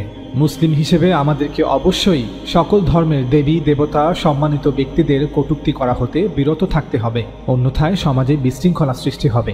আমরা বলবো যুক্তিতর্কের মাধ্যমে সমালোচনা করা প্রতিটি মানুষের অধিকার, কিন্তু উপহাস করা, বিদ্রূপ করা, অবমাননাকর মন্তব্য করা এমনটা তো আমরা আমাদের বাবা মার জন্যও মেনে নিই না। আর রাসূল সাল্লাল্লাহু আলাইহি ওয়াসাল্লাম তো আমাদের কাছে আমাদের বাবা মা অপেক্ষা প্রিয়। আমরা সকলেই একমত যে সমালোচনা আর কটূক্তি এক বিষয় নয়। পৃথিবীর সকল দেশেই বিদ্রূপ, উপহাস, কটূক্তি একটি স্বীকৃত অপরাধ বা অনুচিত কাজ। অতএব আমরা সকলকে সমালোচনা করতে উৎসাহিত করছি, তবে বিদ্রূপ, উপহাস, কটূক্তি এগুলো মারাত্মক অপরাধ। আমরা মুসলমানদেরকেও বলবো দয়া করে আপনারা কটূক্তি এবং সমালোচনার মধ্যে পার্থক্য করুন। সমালোচনা মাত্রই কটূক্তি নয়। প্রায় সকল ক্ষেত্রেই দেখা যায় যে যারা রাসূল সাল্লাল্লাহু আলাইহি ওয়াসাল্লামকে নিয়ে কটূক্তি করে তারা হয় আল্লাহর কিতাবের কোনো বিষয় ভুল বুঝেছে অথবা কোনো সহিহ হাদিসকে ভুল বুঝেছে, না হয় কোনো জাল হাদিসকে সত্য ইতিহাস মনে করেছে, অথবা উগ্র মুসলমান, উগ্র আলেমদের কোনো কর্মকাণ্ডের ভিত্তিতে সে প্রতিক্রিয়া দেখিয়েছে। এখন আমাদের উচিত হবে তাকে যুক্তি দিয়ে সত্য উপস্থাপন করে প্রকৃত ইতিহাস সম্পর্কে অবগত করা। ওস্তাদ জাবেদ আহমেদ গামিদীর আলোচনা হতে আমরা বুঝতে পারলাম যে রাসূল সাল্লাল্লাহু আলাইহি ওয়াসাল্লামকে অবমাননা করার জন্য কোরআনে এবং সহিহ হাদিসে নির্দিষ্ট করে কোনো শাস্তির কথা বর্ণনা করা হয়নি। কিন্তু ইসলাম বিদ্বেষের কারণে যদি কোনো ব্যক্তি একটি মুসলিম সমাজে বসবাস করেও রাসূল সাল্লাল্লাহু আলাইহি ওয়াসাল্লামকে কটূক্তি করে শুধুমাত্র মুসলমানদের আঘাত দেওয়ার উদ্দেশ্যে, তবে নিঃসন্দেহে এটি ফাসাদ ফিল আরদের অপরাধ। তাই এই ধরনের অপরাধীদের কোরআনের সূরা মাইদার আলোকে 4টি শাস্তির যে কোনো একটি প্রদান করা যাবে। তবে আমাদের মনে রাখতে হবে যে অপরাধের প্রকৃতি ও ব্যাপ্তি এবং অপরাধীর পরিস্থিতি এবং সমাজে এর ফলে কি কি নেতিবাচক পরিণতি হতে পারে তা বিবেচনা করেই কোরআন একজন বিচারক এবং একটি সরকারকে এই শাস্তিগুলির যে কোনো একটি প্রয়োগের ক্ষমতা দিয়েছে। অর্থাৎ অপরাধের মাত্রা এবং অপরাধীর অবস্থা বিবেচনা করে এই 4টি শাস্তির যে কোনো একটি কার্যকর করা হবে। আল্লামা উস্তাদ জাবেদ আহমেদ গামিদী মুরতাদদের শাস্তির বিষয়ে বলেন, একটি হাদিসকে ভুল বোঝার ফলে ইরতেদাদ বা ধর্মত্যাগের শাস্তির উদ্ভব হয়েছে। বলা হয় এই হাদিসটি আব্দুল্লাহ ইবনে আব্বাস রাদিয়াল্লাহু তাআলা আনহু বর্ণনা করেছেন, মান বাদ্দালা দীনাহু ফাকতুলুহু, যে ব্যক্তি তার দিন বদল করে তাকে কতল করো। বুখারী হাদিস নং 3017। ওস্তাদ জাবেদ আহমেদ গামিদী বলেন, আমাদের 4 মাযহাবের ফোকারা মনে করেন এই ঘোষণা রাসূল সাল্লাল্লাহু আলাইহি ওয়াসাল্লামের সময় থেকে শুরু করে কিয়ামত পর্যন্ত প্রতিটি মুসলিমের উপর প্রযোজ্য। মুসলমান পরিবারে যেই জন্মগ্রহণ করবে তার উপরই এই সিদ্ধান্ত কার্যকর করা হবে। তাদের মতে এই হাদিসে প্রতিটি মুসলিমের জন্য মৃত্যুদণ্ডের বিধান নির্ধারণ করা হয়েছে যারা নিজের ইচ্ছায় ইসলাম ত্যাগ করে। এই বিষয়ে ফোকাহাদের মধ্যে একমাত্র যে বিষয়ে মতবিরোধ রয়েছে তা হলো একজন মুরতাদকে মৃত্যুদণ্ড দেওয়ার আগে তওবা করার জন্য সময় দেওয়া উচিত কিনা, এবং যদি তাই হয় তবে এই সময়ের সীমা কত হওয়া উচিত। যদিও হানাফি ফোকারা মহিলাদের এই শাস্তি থেকে অব্যাহতি দিয়েছেন, হানাফিরা ব্যতীত অন্য 3টি মাযহাবের ফোকারা বলেন যে মুরতাদ নারী হোক বা পুরুষ তার শাস্তি একমাত্র মৃত্যুদণ্ড। ওস্তাদ জাবেদ আহমেদ গামিদী বলেন, আমার মতে আমাদের ফোকাদের এই দৃষ্টিভঙ্গি সঠিক নয়। এই হাদিসে রাসূল সাল্লাল্লাহু আলাইহি ওয়াসাল্লাম কর্তৃক প্রদত্ত রায়ের একটি নির্দিষ্ট প্রয়োগ রয়েছে, অর্থাৎ এই শাস্তি কেবলমাত্র সেই সব লোকেদের জন্য সীমাবদ্ধ ছিল যাদের কাছে রাসূল সাল্লাল্লাহু আলাইহি ওয়াসাল্লামকে সরাসরি ইতমাম আল হুজ্জাত, সত্যের চূড়ান্ত বার্তা পৌঁছে দেওয়ার জন্য পাঠানো হয়েছিল। আল্লাহ তাআলার সুন্নত হলো তিনি যে জাতির কাছে চাইতেন তার রাসূল প্রেরণ করতেন। রাসূলগণ তাদের জাতিদের কাছে ইতমাম আল হুজ্জাত, সত্যের চূড়ান্ত প্রমাণ পেশ করতেন। এরপর পরিপূর্ণ ইনসাফের সাথে তাদের ফায়সালা এই পৃথিবীতেই করে দেওয়া হতো। এই ফায়সালা এভাবে বাস্তবায়িত হতো যে যারা রাসূলদের উপর ঈমান আনয়ন করেছিল তাদেরকে নাজাত দেওয়া হতো এবং অস্বীকারীদের জন্য এই পৃথিবীতেই আল্লাহ তাআলার আযাব নাজিল করা হতো, যার ফলে রাসূলদের ওই অস্বীকারীদের জমিন থেকে চিরতরে মুছে দেওয়া হতো অথবা তাদেরকে চিরস্থায়ী পরাধীনতার লাঞ্ছনাময় জীবনের শাস্তির দিকে নিক্ষেপ করা হতো। পবিত্র কোরআনে নূহ আলাইহিস সালামের জাতি, আদ ও সামুদ জাতি, লূত আলাইহিস সালামের জাতি ইত্যাদি এ ধরনের আরও বিভিন্ন জাতির যেসব ঘটনা বর্ণনা করা হয়েছে তা এই শাস্তিরই বিবরণ। কোরআন বলছে যে রাসূলগণের তরফ থেকে ইতমাম আল হুজ্জাত, সত্যের চূড়ান্ত প্রমাণ পেশ না করা পর্যন্ত এই শাস্তি কখনোই কোনো জাতির উপর আসেনি। আল্লাহ তাআলা বলেন, আমি ততক্ষণ পর্যন্ত শাস্তি দেই না যতক্ষণ না একজন রাসূল পাঠায়। সূরা বনী ইসরাঈল আয়াত 15। যখন কোনো জাতি তাদের কাছে প্রেরিত রাসূলকে অস্বীকার করে তখন তাদের উপর শাস্তি এসে যায়। যদি রাসূল ও তার সঙ্গী সাথীদের শক্তি সামর্থ্য থাকে তাহলে অস্বীকারীদের উপর এই শাস্তি প্রয়োগ করার জন্য রাসূল এবং তার অনুসারীদেরকে হুকুম দেওয়া হয়। আর যদি রাসূল ও তার সঙ্গী সাথীদের শক্তি সামর্থ্য না থাকে তবে ফেরেশতাদেরকে এই শাস্তি কায়েম করার জন্য আল্লাহর পক্ষ থেকে হুকুম দেওয়া হয়। রাসূলের অস্বীকারীদের শাস্তি দেওয়ার জন্য তৃতীয় আরেকটি উপায় হচ্ছে আল্লাহ তাআলা পার্শ্ববর্তী কোনো জাতিকে শাস্তি হিসেবে প্রেরণ করেন। এর সবচেয়ে বড় উদাহরণ হচ্ছে বনী ইসরাঈল। আল্লাহ তাআলা তাদেরকে বিভিন্ন সময় বিভিন্ন জাতির মাধ্যমে শাস্তি প্রদান করেছেন। সর্বশেষ ঈসা আলাইহিস সালামকে অস্বীকার করার কারণে আল্লাহ তাআলা বনী ইসরাঈলকে রোম সাম্রাজ্যের মাধ্যমে শাস্তি প্রদান করেছেন। ঠিক যেভাবে এই ঘটনার 600 বছর পূর্বে বাবেল সাম্রাজ্যের মাধ্যমে বনী ইসরাঈলকে শাস্তি প্রদান করা হয়েছিল। নবী মুহাম্মদ আরবি সাল্লাল্লাহু আলাইহি ওয়াসাল্লামও আল্লাহ তাআলার রাসূল ছিলেন, আর পৃথিবীর বুকে শেষবারের মতো এই কিয়ামতে সুগরা বা ছোট কিয়ামত সংঘটিত করার জন্য আল্লাহ তাকে পাঠিয়েছিলেন। তাই রাসূল সাল্লাল্লাহু আলাইহি ওয়াসাল্লামের পক্ষ থেকে ইতমাম আল হুজ্জাত, সত্যের চূড়ান্ত প্রমাণ পেশ সম্পন্ন হওয়ার পর তার সাহাবীদেরকেও হুকুম দেওয়া হয়েছিল তারা যেন রাসূল সাল্লাল্লাহু আলাইহি ওয়াসাল্লামের অস্বীকারীদের উপর আল্লাহ তাআলার শাস্তির ফায়সালা প্রয়োগ করেন। এই বিষয়ে মক্কা বিজয়ের ঠিক 1 বছর পর হজের মৌসুমে পবিত্র কোরআনে আরবদের মুশরিকদের সম্পর্কে বলা হয়েছে, এরপর যখন হারাম মাসগুলো অতিক্রম হয়ে যাবে তখন তোমরা এসব মুশরিকদেরকে যেখানে পাও সেখানেই হত্যা করো, অর্থাৎ জিহাদ বা কিতালের ঘোষণা করে দাও। আর এই উদ্দেশ্যে তাদেরকে ধরো, তাদেরকে ঘেরাও করো এবং প্রত্যেক ওঠ পাতার জায়গায় তাদের জন্য ওঠ পেতে বসে থাকো। এরপর তারা যদি তাওবা করে নেয় এবং যত্ন সহকারে নামাজ পড়তে শুরু করে এবং যাকাত দান করে তাহলে তাদের পথ ছেড়ে দাও, নিশ্চয়ই আল্লাহ ক্ষমাশীল এবং সদা দয়ালু। সূরা তাওবা আয়াত 5। কোরআনের এই আয়াত নাজিলের পর আল্লাহ রাসূল সাল্লাল্লাহু আলাইহি ওয়াসাল্লাম বলেন, উমিরতু আন উকাতিলান নাস হাত্তা ইয়াশহাদু আন লা ইলাহা ইল্লাল্লাহ ওয়া আন্না মুহাম্মাদান রাসূলুল্লাহ ওয়া ইউকিমুস সালাহ ওয়া ইউতুজ যাকাহ। আমি মানুষদের সাথে লোকেদের সাথে যুদ্ধ চালিয়ে যাবার জন্য নির্দেশিত হয়েছি, অর্থাৎ সূরা তাওবাতে নির্দেশিত হয়েছেন, যতক্ষণ না তারা সাক্ষ্য দেয় যে আল্লাহ ব্যতীত প্রকৃত কোনো উপাস্য নেই ও আমি মুহাম্মদ আল্লাহর রাসূল, আর তারা সালাত প্রতিষ্ঠা করে ও যাকাত আদায় করে। তারা যদি এগুলো করে তবে আমার পক্ষ হতে তাদের জান ও মালের ব্যাপারে নিরাপত্তা লাভ করল। বুখারী হাদিস নং 25। একই সময়ে একইভাবে সূরা তাওবায় আরবের আহলি কিতাবদের সম্পর্কেও বলা হয়েছে, ওইসব আহলি কিতাবীদের সাথে তোমরা যুদ্ধ করো যারা আল্লাহর প্রতিও ঈমান আনে না এবং পরকালের প্রতিও ঈমান আনে না। আল্লাহর পক্ষ হতে প্রেরিত রাসূলকে জেনে শুনে বুঝে অস্বীকার করা যেন আল্লাহকেই অস্বীকার করা। আর আল্লাহ যা হারাম সাব্যস্ত করেছেন তা হারাম মনে করে না এবং সত্য দিনকে নিজের দিন বানায় না। তাদের সাথে যুদ্ধ করো যতক্ষণ না তারা নিজ হাতে কর দেয় এবং অধীনস্থ হয়ে থাকে, অর্থাৎ আরবের ইহুদি ও খ্রিস্টানরা তাদের নিজ ধর্মের উপর থাকতে পারবে, তবে মুসলিম হুকুমতকে মেনে কর প্রদান করতে হবে। এই আয়াতের মাধ্যমে ঘোষণা করা হয়েছে যে জাজিরাতুল আরবের গোত্রতান্ত্রিক সমাজকে ভেঙে একটি মুসলিম সাম্রাজ্য প্রতিষ্ঠা করা হবে, যেখানে সকল ইহুদি এবং খ্রিস্টান গোত্রকে কর প্রদান করতে হবে। সূরা তাওবা আয়াত 29। সুতরাং সূরা তাওবার 5 নং আয়াতে আরবের মুশরিকদের উপর মৃত্যুদণ্ড আরোপ করা হয়েছিল যদি তারা একটি নির্দিষ্ট সময়ের পর ঈমান গ্রহণ না করে। অতএব এর অর্থ হলো আরবের মধ্যে থাকা সকল মুশরিককে ইসলাম গ্রহণ করতে হবে, অন্যথায় জিহাদ বা কিতালের মুখোমুখি হতে হবে। তৃতীয় অন্য কোনো পথ নেই। এই আয়াত নাজিলের কয়েক মাসের মধ্যে আরবের সকল মুশরিক গোত্রগুলো ইসলাম ধর্ম গ্রহণ করে, স্বেচ্ছায় অথবা অনিচ্ছায়। নাজদ, নাজরান, হিজাজ, ইয়েমান, আরবের প্রায় সকল অঞ্চল হতেই বিভিন্ন গোত্র তাদের প্রতিনিধিদেরকে এক এক করে মদিনায় প্রেরণ করে এবং সকল গোত্র ইসলাম ধর্ম গ্রহণ করে। আরবের ইহুদি খ্রিস্টানরা যেহেতু এক খোদায় বিশ্বাস করে তাই তাদেরকে ছাড় দিয়ে কর প্রদানের ব্যবস্থা রাখা হয়েছে, কিন্তু আরবের মুশরিকদের জন্য একটি মাত্র পথ, তাদেরকে ইসলাম গ্রহণ করতেই হবে, অন্যথায় মৃত্যুদণ্ড। সূরা তাওবার 5 নং আয়াত হতে এটাও স্পষ্ট যে যদি মুশরিকদের মধ্যে কেউ ভয়ে অথবা স্বেচ্ছায় এখন ইসলাম গ্রহণ করার পর পরবর্তীতে কুফরি অবস্থায় ফিরে যায় তাহলে তাকেও সূরা তাওবার এই শাস্তি ভোগ করতে হবে।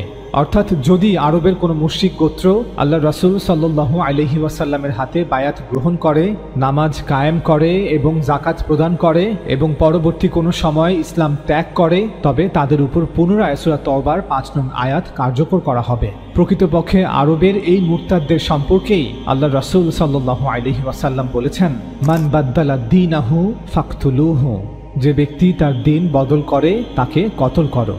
আমরা সকলেই জানি যে রাসূলুল্লাহ সাল্লাল্লাহু আলাইহি ওয়াসাল্লামের ইন্তেকালের পরপরই আরব উপদ্বীপে এক বিশাল অস্থিরতা সৃষ্টি হয়। খলিফা আবু বকর রাদিয়াল্লাহু তাআলা আনহু-এর শাসনামলে আরবের অনেক গোত্র ইসলাম থেকে মুরতাদ হয়ে যায়। ইসলাম ত্যাগ করে তারা নিজেদেরকে পূর্বের ন্যায় স্বাধীন ঘোষণা করে। কোনো গোত্র যাকাত দিতে অস্বীকার করে, কিছু গোত্রে আবার মিথ্যা নবী দাবিদাররা আবির্ভূত হয়। অন্যদিকে নাজদ এবং নাজরানের প্রায় সবগুলো খ্রিস্টান গোত্র বিদ্রোহ করে নিজেদেরকে স্বাধীন ঘোষণা করে। আরবের এই সকল বিদ্রোহী ও মুরতাদ গোত্রগুলোকে দমন করার জন্য খলিফা আবু বকর রাদিয়াল্লাহু তাআলা আনহু রিদ্দার যুদ্ধ পরিচালনা করেন। মূলত এই যুদ্ধের ঘোষণা আল্লাহ রাসূল সাল্লাল্লাহু আলাইহি ওয়াসাল্লাম তার ইন্তেকালের পূর্বেই সূরা তাওবার ৫ নং আয়াতে বর্ণিত রিসালাতের বিশেষ বিধানের আলোকে ঘোষণা করে গিয়েছিলেন, মান বাদ্দালা দীনাহু ফাকতুলুহু, যে ব্যক্তি তার দিন বদল করে তাকে কতল করো। যদি আরবের কোনো মুশরিক ব্যক্তি এখন ইসলাম গ্রহণ করে পরবর্তীতে পূর্বের ধর্মে ফিরে যায়, তবে তাকে আবার সূরা তাওবার শাস্তির আওতায় আনা হবে, কারণ রাসূলের অস্বীকারীদের জন্য এটাই আল্লাহ তাআলার বিধান। এজন্যই আবু বকর রাদিয়াল্লাহু তাআলা আনহু খিলাফতের দায়িত্ব নেয়ার পর এই সকল বিদ্রোহী ও মুরতাদ গোত্রগুলোকে দমন করার জন্য খালিদ বিন ওয়ালিদ রাদিয়াল্লাহু তাআলা আনহুর নেতৃত্বে বিভিন্ন সেনাদল প্রেরণ করেন। তারা একে একে সকল বিদ্রোহী ও মুরতাদ গোত্রগুলোকে দমন করেন। ফলে মাত্র ১ বছরের মধ্যে আবু বকর রাদিয়াল্লাহু তাআলা আনহু সকল বিদ্রোহকে পরাজিত করতে সক্ষম হন।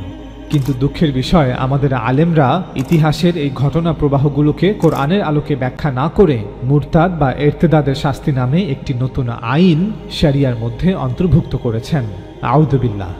রাসূলের কওমের জন্য নাজিল হওয়া একটি বিশেষ বিধানকে ওনারা কিয়ামত পর্যন্ত আগত সকল মুসলমান ঘরের সন্তানদের উপর চাপিয়ে দিয়েছেন আর ইসলামকে একটি অসহিষ্ণু ধর্মে পরিণত করেছেন। বাগানের মালি হয়ে নিজেরাই বাগানের হাজার হাজার ফুল নষ্ট করেছেন। আরেকটি গুরুত্বপূর্ণ বিষয় হলো, রিদ্দার যুদ্ধ শুধু ইসলাম ত্যাগ বা মুরতাদ নিয়ে ছিল না, বরং এর ভেতরে রাজনৈতিক, সামাজিক, আর্থিক ও রাষ্ট্রীয় কর্তৃত্ব প্রশ্ন জড়িয়ে ছিল। অর্থাৎ নবী সাল্লাল্লাহু আলাইহি ওয়াসাল্লাম ইন্তেকাল করার পর আরবের বহু গোত্র আবার তাদের পুরনো স্বাধীন গোত্রতান্ত্রিক ব্যবস্থাতে ফিরতে চাইছিল। কয়েকটি দিক থেকে বিবেচনা করলে এই বিষয়টি আমাদের কাছে স্পষ্ট হয়ে যাবে। ১. গোত্রতান্ত্রিক স্বভাব ও ইসলামী রাষ্ট্র কাঠামো। আরবের অনেকগুলো গোত্র নবী সাল্লাল্লাহু আলাইহি ওয়াসাল্লামের সময়ে ইসলাম গ্রহণ করলেও তাদের অনেকেই ইসলামকে এক ধরনের রাজনৈতিক জোট হিসেবে দেখত। তারা রাসূল সাল্লাল্লাহু আলাইহি ওয়াসাল্লামের ব্যক্তিত্ব ও নেতৃত্বকে মান্য করে ইসলাম ও মদিনা রাষ্ট্রের প্রতি আনুগত্য প্রকাশ করেছিল। কিন্তু নবী সাল্লাল্লাহু আলাইহি ওয়াসাল্লাম ইন্তেকাল করলে তারা মনে করল এই আনুগত্য আর কার্যকর নয়। মূলত এটি ছিল একটি গোত্রতান্ত্রিক স্বভাব, কারণ গোত্রতান্ত্রিক সমাজে নেতা পরিবর্তন হলে আনুগত্য চুক্তি পুনর্বিবেচনা ছিল একটি স্বাভাবিক নিয়ম। তারা আবু বকর রাদিয়াল্লাহু তাআলা আনহুর কর্তৃত্ব মেনে নিতে রাজি হয়নি। ২. যাকাত বিরোধিতা ছিল রাজনৈতিক অর্থনৈতিক বিদ্রোহ। আরবের কিছু গোত্র বলেছিল, আমরা নামাজ পড়ব কিন্তু যাকাত দেব না। অর্থাৎ তারা ধর্মীয় দিকটা আংশিকভাবে রাখতে চেয়েছিল, কিন্তু কেন্দ্রীয় রাষ্ট্রকে অর্থনৈতিক কর দিতে অস্বীকৃতি জানিয়েছিল। বিপরীতে আবু বকর রাদিয়াল্লাহু তাআলা আনহু পরিষ্কার ঘোষণা করেন, নামাজ ও যাকাতের মধ্যে কোনো পার্থক্য নেই। যে যাকাত অস্বীকার করবে আমি তার বিরুদ্ধেও যুদ্ধ করব। আর আল্লাহ তাআলা সূরা তাওবার ৫ নং আয়াতে এটাই বলেছেন। আরবের মুশরিকরা তখনই ক্ষমার যোগ্য হবে যখন তারা ঈমান আনয়ন করবে, নামাজ কায়েম করবে এবং যাকাত প্রদান করবে, অন্যথায় তাদের উপর মৃত্যুদণ্ড কার্যকর করা হবে। এটাই রিসালাতের বিশেষ বিধান, যা ইতমামে হুজ্জাত অর্থাৎ সত্যের চূড়ান্ত প্রমাণ পেশ করার পর আল্লাহ প্রদত্ত শাশ্বত কানুন। আবু বকর রাদিয়াল্লাহু তাআলা আনহুর এই উক্তি হতে এটা স্পষ্ট, যাকাত প্রদানে অস্বীকৃতি জানানো এটা শুধু ধর্মীয় নয়, বরং রাষ্ট্রীয় অর্থনৈতিক কর্তৃত্বের বিরুদ্ধে বিদ্রোহ ছিল। ৩. মিথ্যা নবী ও ধর্মীয় নেতৃত্বের প্রশ্ন। ইয়ামামার মুসাইলামা আল কাজ্জাব, নাজদের তুলাইহা আল আসদি, বানু তামিম গোত্রে সাজাহ নামে একজন নারী, ইয়েমেনের আসওয়াদ উনসি, এরা সবাই নিজেকে নবী দাবি করে নিজের গোত্রকে সমবেত করেছিল। বাস্তবে তারা রাজনৈতিক স্বাধীনতার জন্য ধর্মকে হাতিয়ার বানায়। আল্লাহ রাসূল সাল্লাল্লাহু আলাইহি ওয়াসাল্লামের কাছে প্রেরিত চিঠিতে মুসাইলামা আল কাজ্জাব লিখেছিল, আমাদের জন্য ইয়ামামা থাকবে আর কোরাইশের জন্য হিজাজ। অর্থাৎ সে মদিনা রাষ্ট্রের কেন্দ্রীয় কর্তৃত্ব থেকে স্বাধীন একটি সমান্তরাল রাষ্ট্র চাচ্ছিল, যা স্পষ্টতই একটি বিদ্রোহ। ৪. খ্রিস্টান গোত্র ও দক্ষিণ আরব। নাজরান ও ইয়েমেনের অনেক খ্রিস্টান গোত্র নবী সাল্লাল্লাহু আলাইহি ওয়াসাল্লামের জীবদ্দশায় ইসলামী রাষ্ট্রের আনুগত্য স্বীকার করে কর প্রদানে সম্মতি জানায়, কিন্তু নবী সাল্লাল্লাহু আলাইহি ওয়াসাল্লামের ইন্তেকালের পর তারা সেই চুক্তি হতে ফিরে আসে। আবু বকর রাদিয়াল্লাহু তাআলা আনহু সেনা পাঠিয়ে তাদের পুনরায় ইসলামী রাষ্ট্রের আনুগত্যে ফিরিয়ে আনে এবং কর প্রদানে বাধ্য করে। ৫. সূরা তাওবা ও রাষ্ট্রীয় শৃঙ্খলা। সূরা তাওবার ৫ নং আয়াতে ঘোষণা করা হয়েছিল যে আরবের সকল মুশরিক গোত্রগুলোকে ইসলাম গ্রহণ করতেই হবে এবং গোত্রতান্ত্রিক সমাজ ব্যবস্থাকে ভেঙে একটি ইসলামী রাষ্ট্রের অধীনে বসবাস করতে হবে। সুতরাং নবী সাল্লাল্লাহু আলাইহি ওয়াসাল্লাম শেষ সময়ে ইসলামকে শুধু ব্যক্তিগত ধর্ম নয়, বরং আরবের কেন্দ্রীয় রাষ্ট্রীয় ব্যবস্থা হিসেবে প্রতিষ্ঠা করেছিলেন। তাই নবী সাল্লাল্লাহু আলাইহি ওয়াসাল্লামের ইন্তেকালের পর বিদ্রোহী গোত্রগুলো যখন পুরনো গোত্রতান্ত্রিক স্বাধীনতা চাইল, আবু বকর রাদিয়াল্লাহু তাআলা আনহু তা ইসলামী রাষ্ট্রের জন্য মারাত্মক হুমকি মনে করে যুদ্ধ করেন। আমরা আপনাদের আবারও স্মরণ করিয়ে দিচ্ছি যে আবু বকর রাদিয়াল্লাহু তাআলা আনহুকে এই যুদ্ধের অনুমোদন স্বয়ং আল্লাহ তাআলা সূরা তওবার ৫ নং আয়াতে প্রদান করেছেন এবং আল্লাহ রাসূল সাল্লাল্লাহু আলাইহি ওয়াসাল্লাম তার ইন্তেকালের পূর্বে সাহাবাদের এই যুদ্ধের অনুমোদন দিয়েছেন। সুতরাং রিদ্দার যুদ্ধ শুধু ইসলাম ত্যাগের বিরুদ্ধেই যুদ্ধ ছিল না, বরং এটি ছিল রাষ্ট্রীয় কর্তৃত্ব বনাম গোত্রতান্ত্রিক স্বাধীনতা, জাকাত, জিজিয়া, কর বনাম অর্থনৈতিক স্বায়ত্তশাসন এবং কেন্দ্রীয় নেতৃত্ব বনাম গোত্রীয় নেতৃত্ব। আল্লাহ রাসূল সাল্লাল্লাহু আলাইহি ওয়াসাল্লাম তার জীবদ্দশায় যেভাবে গোটা জাজিরাতুল আরবকে এক রাষ্ট্রে একীভূত করেছিলেন, তার ইন্তেকালের পর সেই রাষ্ট্রকে ভেঙে ফেলার প্রচেষ্টা দমন করাই আবু বকর রাদিয়াল্লাহু তাআলা আনহুর মূল উদ্দেশ্য ছিল। আশা করি আমরা প্রমাণ করতে পেরেছি যে শুধু ইসলাম ত্যাগ করার কারণে রিদ্দার যুদ্ধ সংঘটিত হয়নি। তাই যারা আবু বকর রাদিয়াল্লাহু তাআলা আনহুর দোহাই দিয়ে মুরতাদের শাস্তি মৃত্যুদণ্ড জায়েজ করতে চান, তারা যেন এই ৫টি পয়েন্টের বিপরীতে উপযুক্ত জবাব সহ কাউন্টার পয়েন্ট নিয়ে আসেন। আব্দুল্লাহ ইবনে আব্বাস রাদিয়াল্লাহু তাআলা আনহু বর্ণিত এই হাদিসে মান শব্দটি নবী সাল্লাল্লাহু আলাইহি ওয়াসাল্লাম তার সময়কার আরবের মুশরিকদের জন্য বলেছেন, ঠিক যেভাবে বুখারীর এই হাদিসে উল্লেখিত আন-নাস শব্দটি নবী সাল্লাল্লাহু আলাইহি ওয়াসাল্লাম তার সময়কার আরবের মুশরিকদের জন্য বলেছেন। আফসোসের বিষয় হলো আমাদের ফোকাহারা এই মান শব্দটিকে কোরআনের ভিত্তির সাথে অর্থাৎ সূরা তওবার সাথে সংযুক্ত না করে একটি ভয়ঙ্কর ভুল করেছেন, যেমনটি বুখারীর এই হাদিসে উল্লেখিত আন-নাস শব্দটির ক্ষেত্রে করেছেন। কোরআন এবং হাদিসের মধ্যে বিদ্যমান সম্পর্কের আলোকে হাদিস দুটিকে ব্যাখ্যা করার পরিবর্তে ওনারা কোরআনের প্রেক্ষাপটের সম্পূর্ণ বিপরীতে গিয়ে হাদিসগুলোর ভুল ব্যাখ্যা করেছেন। একটি নির্দিষ্ট সময়ের জন্য নাজিল হওয়া আইনকে, নির্দিষ্ট লোকেদের জন্য নাজিল হওয়া খাস বিধানকে তারা কিয়ামত পর্যন্ত আগত সকল মুসলমানদের জন্য সাধারণ করে দিয়েছেন। এর ফলে তারা ইসলামী দণ্ডবিধিতে মুরতাদদের শাস্তি নামে একটি নতুন শাস্তি অন্তর্ভুক্ত করেছেন, যার কোনো ভিত্তি কোরআন সুন্নাহতে নেই। অথচ দেখুন, এই ফোকাহারাই এমনটা কখনোই বলেন না যে যেহেতু সূরা তওবার ৫ নং আয়াতে বলা হয়েছে এরপর যখন হারাম মাসগুলো অতিবাহিত হয়ে যাবে তখন তোমরা এসব মুশরিকদেরকে যেখানে পাও সেখানে হত্যা করো, যতক্ষণ পর্যন্ত না তারা তওবা করে নেয় আর যত্ন সহকারে নামাজ পড়তে শুরু করে এবং যাকাত দান করে। এর অর্থ আমরা কিয়ামত পর্যন্ত যত মুশরিক পাবো তাদেরকে হত্যা করতে থাকবো যদি না তারা তওবা করে মুসলিম হয়। এই ফোকারা এমনটা কখনই বলবেন না আমরা এখন ভারতে যাব অথবা মিয়ানমার, থাইল্যান্ড, কম্বোডিয়া, জাপান, চীনে যাব, সেখানে গিয়ে মুশরিকদেরকে বলবো আমাদের কোরআনে বলা হয়েছে এরপর যখন হারাম মাসগুলো অতিবাহিত হয়ে যাবে তখন তোমরা এসব মুশরিকদেরকে যেখানে পাও সেখানে হত্যা করো, যতক্ষণ পর্যন্ত না তারা তওবা করে নেয় আর যত্ন সহকারে নামাজ পড়তে শুরু করে এবং যাকাত দান করে। সুতরাং হে ভারতের হিন্দুরা অথবা হে মিয়ানমারের বৌদ্ধরা অথবা হে চীনের বৌদ্ধরা, তোমরা ইসলাম গ্রহণ করো, অন্যথায় আমরা কোরআনের এই আদেশ তোমাদের উপর কার্যকর করব না। তারা কখনোই এই কথা বলবে না, কারণ তারাও জানে যে কোরআনের এই বিধান ছিল আরবের মুশরিকদের জন্য, অর্থাৎ তৎকালীন আরবের মুশরিকরা ইসলাম গ্রহণ না করলে তৎকালীন আরবের মুশরিকদের উপর সূরা তওবায় ঘোষিত এই শাস্তি কার্যকর করা হবে। অনেক অজ্ঞ ব্যক্তিরা হয়তো বলবেন আমরা জিজিয়া আদায় করব, ফলে তারা তাদের নিজ নিজ ধর্ম পালন করবে। আমরা এর উত্তরে বলবো, ওহে অজ্ঞ ভাই, সূরা তওবায় ইহুদি ও খ্রিস্টানদের বিষয়ে জিজিয়া আদায়ের কথা বলা হয়েছে। আল্লাহ বলেন ওইসব আহলে কিতাবীদের সাথেও তোমরা যুদ্ধ করো যতক্ষণ না তারা নিজ হাতে কর দেয় এবং অধীনস্থ হয়ে থাকে, অর্থাৎ আরবের ইহুদি ও খ্রিস্টানরা তাদের নিজ ধর্মের উপর থাকতে পারবে, তবে মুসলিম হুকুমতকে মেনে কর প্রদান করতে হবে। কিন্তু তৎকালীন আরবের মুশরিকদের বিষয়ে বলা হয়েছে তাদেরকে ইসলাম গ্রহণ করতেই হবে, অন্যথায় জিহাদ, কিতাল, মৃত্যুদণ্ড। সুতরাং জিজিয়ার কথা বলে ধোঁকাবাজি করা মূর্খতা ছাড়া আর কিছুই নয়। এজন্য যারা কোরআন পড়েছে তারা এই কথা কখনই বলেন না যে যেহেতু সূরা তওবায় বলা হয়েছে এরপর যখন হারাম মাসগুলো অতিবাহিত হয়ে যাবে তখন তোমরা এসব মুশরিকদের যেখানে পাও সেখানে হত্যা করো, যতক্ষণ পর্যন্ত না তারা তওবা করে নেয় আর যত্ন সহকারে নামাজ পড়তে শুরু করে এবং যাকাত প্রদান করে। এর অর্থ আমরা কিয়ামত পর্যন্ত মুশরিকদের খোঁজ করব এবং যেখানে মুশরিক পাবো তাদেরকে করতে থাকবো যদি না তারা তওবা করে মুসলিম হয়। এই কথা তারা কখনোই বলবে না, কারণ তারাও জানে যে কোরআনের এই বিধান ছিল আরবের মুশরিকদের জন্য। অর্থাৎ তৎকালীন আরবের মুশরিকরা ইসলাম গ্রহণ না করলে তৎকালীন আরবের মুশরিকদের উপর সূরা তাওবায় ঘোষিত এই শাস্তি কার্যকর করা হবে।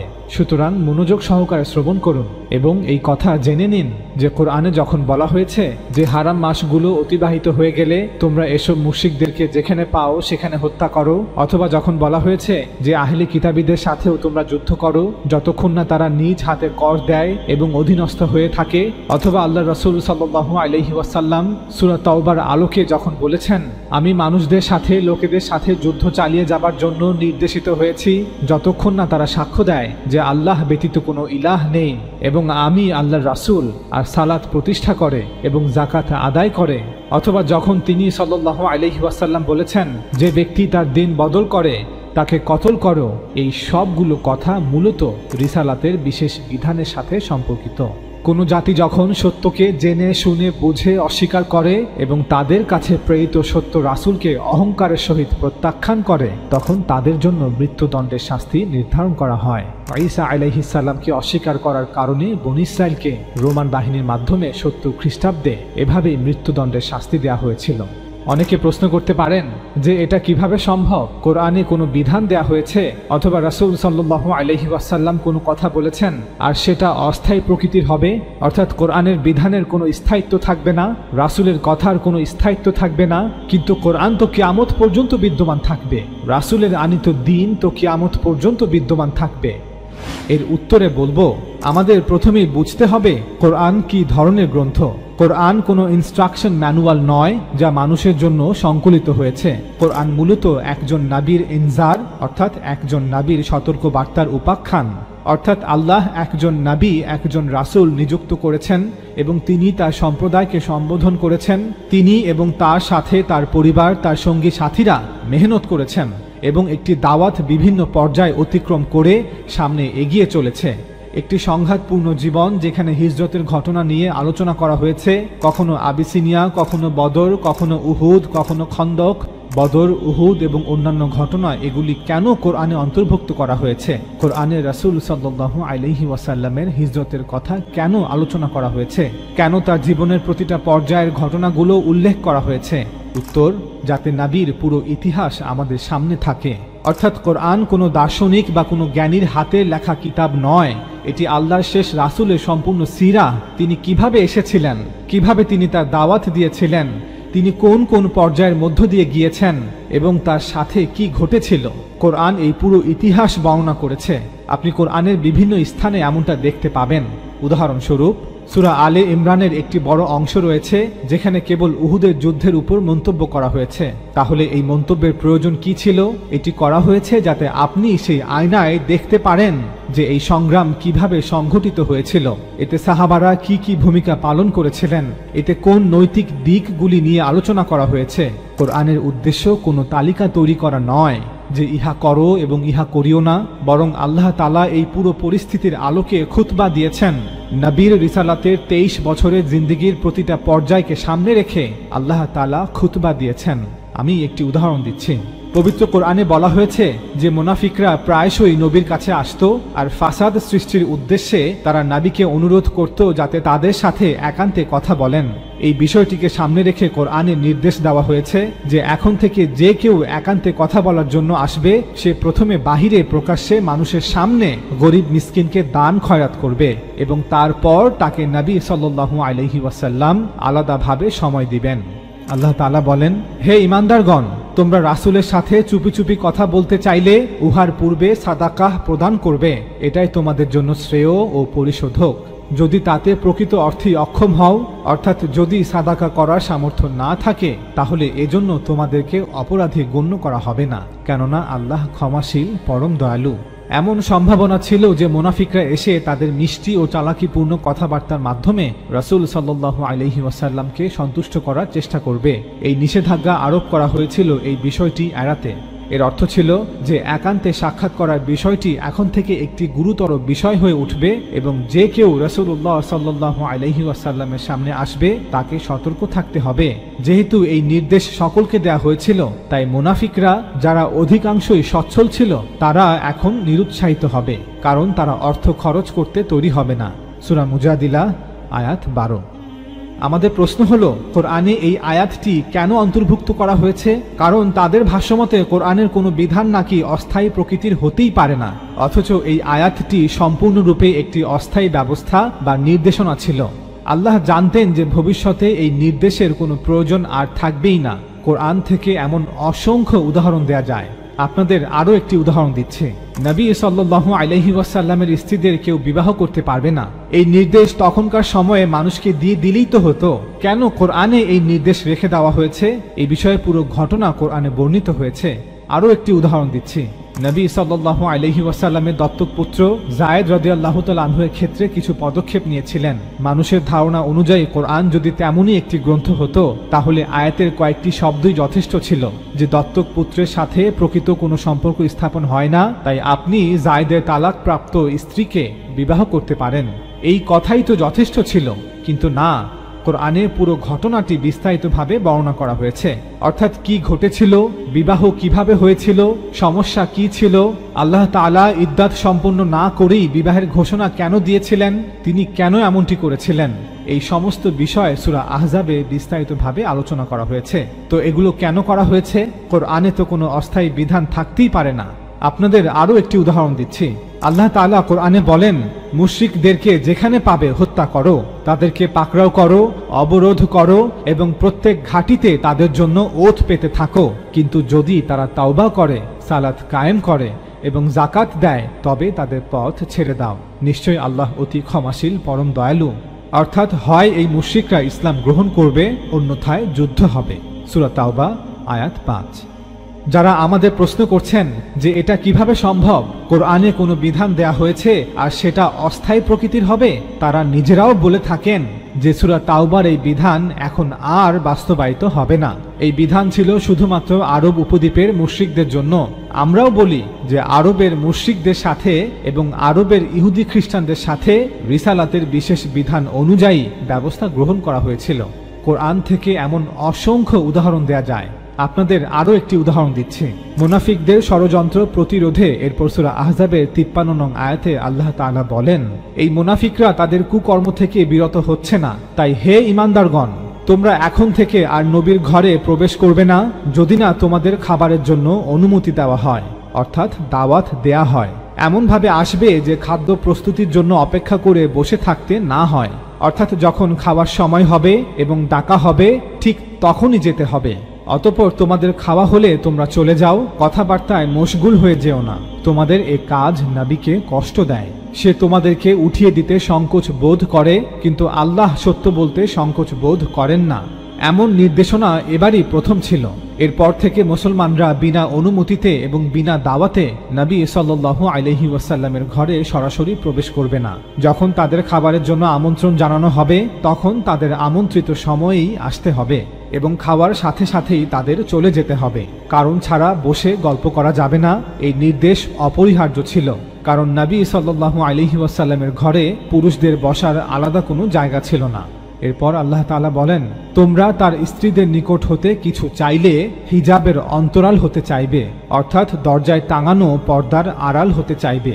যেহেতু রাসূল সাল্লাল্লাহু আলাইহি ওয়াসাল্লামের হুজরা বা ঘর মসজিদের সাথে লাগোয়া ছিল, আর মসজিদে 5 ওয়াক্ত নামাজ সহ বিভিন্ন সময় বিভিন্ন লোকের আসা যাওয়া ছিল, সকলে মসজিদে বসে কথা বলতো, তাই কেউ কোনো কারণেই যেন ঘরের ভেতরে প্রবেশ না করে। এক গ্লাস পানি চাইতে হলেও বাহিরে দাঁড়িয়ে চাইবে। এখন থেকে এটাই নির্দেশ।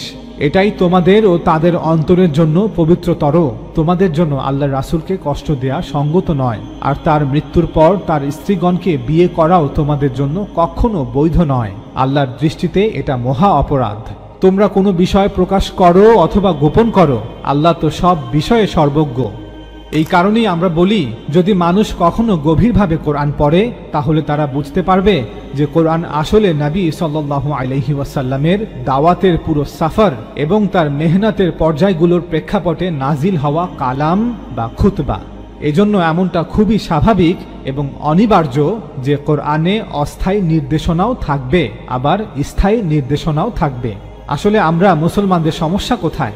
কেন আমরা এমন উদ্ভট প্রশ্ন করি? উত্তর, যখন ওহির ভুল ব্যাখ্যা করা হয় এবং যখন সেই ভুল ব্যাখ্যা ধীরে ধীরে সমাজে গৃহীত হয়, অতঃপর যখন সেই ভুল ব্যাখ্যার উপর ভিত্তি করে একটি তাহজিব বা সংস্কৃতি এবং পরবর্তীতে একটি সভ্যতা গড়ে ওঠে, অতঃপর আপনি আমি যখন সেই সভ্যতায় চোখ খুলি, সেই রাওয়ায়াতের মাঝে নিজেকে খুঁজে পাই, সেই সভ্যতার আলো বাতাস পানিতে বেড়ে উঠি, তখন সেই ভুল ব্যাখ্যার জাদু মন্ত্রকে ভাঙা কোনো সহজ কাজ নয়। এমন এক শক্তিশালী জাদু যার ঘোর কাটাতে হলে একমাত্র কোরআনকে আল মিজান আল ফুরকান মেনে বাকি সকল কিতাবকে ব্যাখ্যা করতে হবে। আমরা মুসলমানরা এমনটা করতে পারি না বিধায় এখনো মন্ত্রবন্দী হয়ে আছি। কোরআন হচ্ছে আল ফুরকান, কোরআন হচ্ছে আল মিজান, কোরআন হচ্ছে সেই কোষ্ঠী পাথর যার মাধ্যমে পূর্ববর্তী সকল কিতাব এবং সকল রাওয়ায়াতের কিতাবগুলোকে যাচাই করা হবে। ওস্তাদ জাবেদ আহমেদ গামিদি বলেন, যদি কেউ দাবি করে যে শরিয়াতে অমুক অপরাধের জন্য অমুক শাস্তি নির্ধারণ করা হয়েছে, তাহলে সর্বপ্রথম আমাদের দেখতে হবে যে পবিত্র কোরআনে কি বলা হয়েছে। আপনি পবিত্র কোরআনের আল হামদ থেকে আন নাস পর্যন্ত পাঠ করুন, আপনার কাছে এটা স্পষ্ট হয়ে যাবে যে পবিত্র কোরআনে রাসূল সাল্লাল্লাহু আলাইহি ওয়াসাল্লামকে কটূক্তি করার কোনো শাস্তি বর্ণনা করা হয়নি।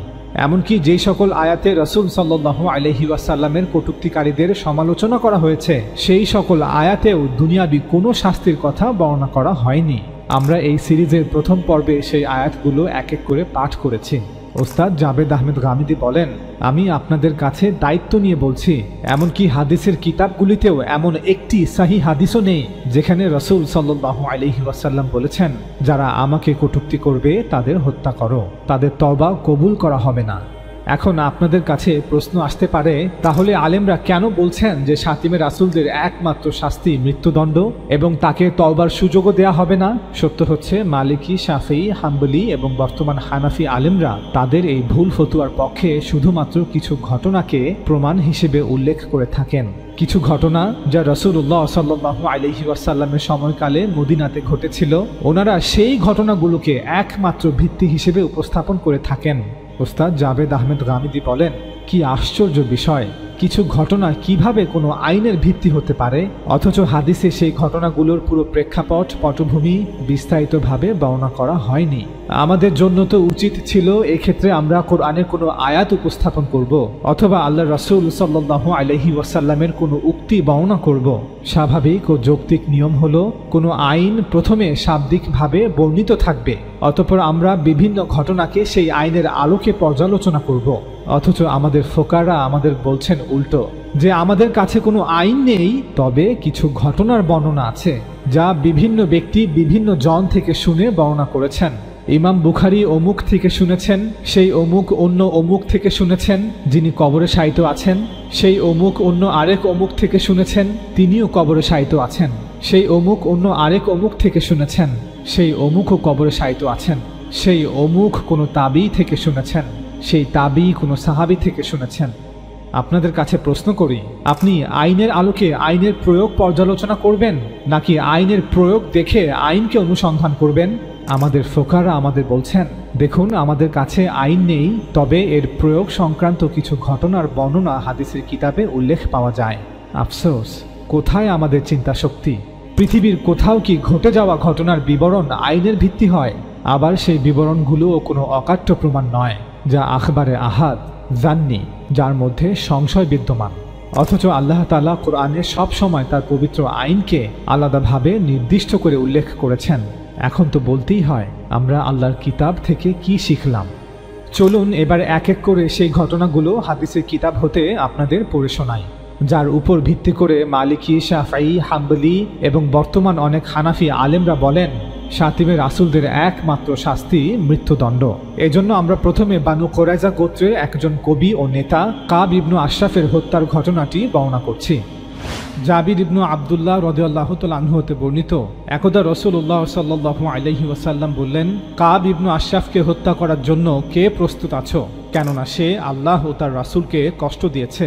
মুহাম্মদ ইবনু মাসলামাহ রাদিয়াল্লাহু তাআলা আনহু দাঁড়ালেন এবং বললেন, হে আল্লাহর রাসূল, আপনি কি চান যে আমি তাকে হত্যা করি?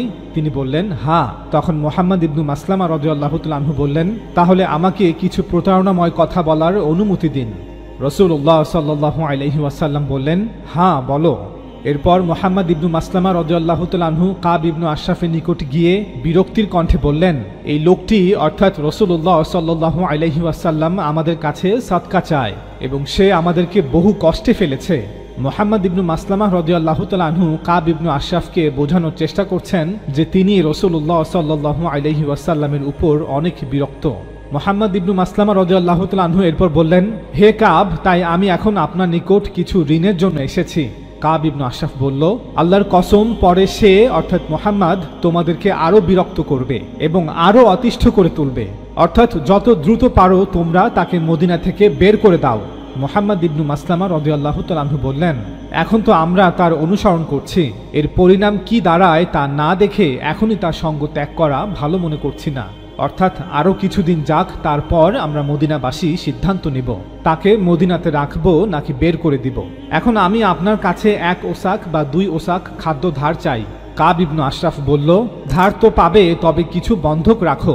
মুহাম্মদ ইবনু মাসলামা রাদিয়াল্লাহু তাআলা আনহু বললেন, কি জিনিস আপনি বন্ধক চান? সে বলল, তোমাদের স্ত্রীদেরকে বন্ধক রাখো। মুহাম্মদ ইবনু মাসলামা রাদিয়াল্লাহু তাআলা আনহু বললেন, আপনি আরবের একজন সুদর্শন ব্যক্তি, আপনার নিকট কিভাবে আমাদের স্ত্রীদেরকে বন্ধক রাখবো? তখন কাব ইবনু আশরাফ বলল, তাহলে তোমাদের ছেলে সন্তানদেরকে বন্ধক রাখো। মুহাম্মদ ইবনু মাসলামা রাদিয়াল্লাহু তাআলা আনহু বললেন, আমাদের পুত্র সন্তানদেরকে আপনার নিকট কি করে বন্ধক রাখি? পরবর্তীতে তাদেরকে এ বলে সমালোচনা করা হবে যে মাত্র 1 ওসাক বা 2 ওসাকের বিনিময়ে বন্ধক রাখা হয়েছে। এটা তো আমাদের জন্য খুব লজ্জাজনক বিষয়। তবে আমরা আপনার নিকট আমাদের অস্ত্রশস্ত্র বন্ধক রাখতে পারি। অবশেষে মুহাম্মদ ইবনু মাসলামা রাদিয়াল্লাহু তাআলা আনহু তার কাছে আবার ফিরে আসার ওয়াদা করে চলে গেলেন। এরপর তিনি কাব ইবনু আশরাফের দুধ ভাই আবু নাইলাকে সঙ্গে করে রাতের বেলা কাবের নিকট গেলেন। কাব তাদেরকে দুর্গের মধ্যে ডেকে নিল এবং সে নিজে উপরতলা থেকে নিচে নেমে আসার জন্য প্রস্তুত হলো। তখন তার স্ত্রী বলল, এ সময় তুমি কোথায় যাচ্ছ? কাব ইবনু আশরাফ বলল, এই তো মুহাম্মদ ইবনু মাসলামা এবং আমার দুধ ভাই আবু নাইলা এসেছে। বর্ণনাকারী বলেন, মুহাম্মদ ইবনু মাসলামা রাদিয়াল্লাহু তাআলা আনহু সঙ্গে আরো 2 ব্যক্তিকে নিয়ে সেখানে গিয়েছিলেন এবং তিনি তাদেরকে আগেই বলেছিলেন, যখন কাব ইবনু আশরাফ নিচে নেমে আসবে তখন আমি তার মাথার চুল ধরে শুকতে থাকব।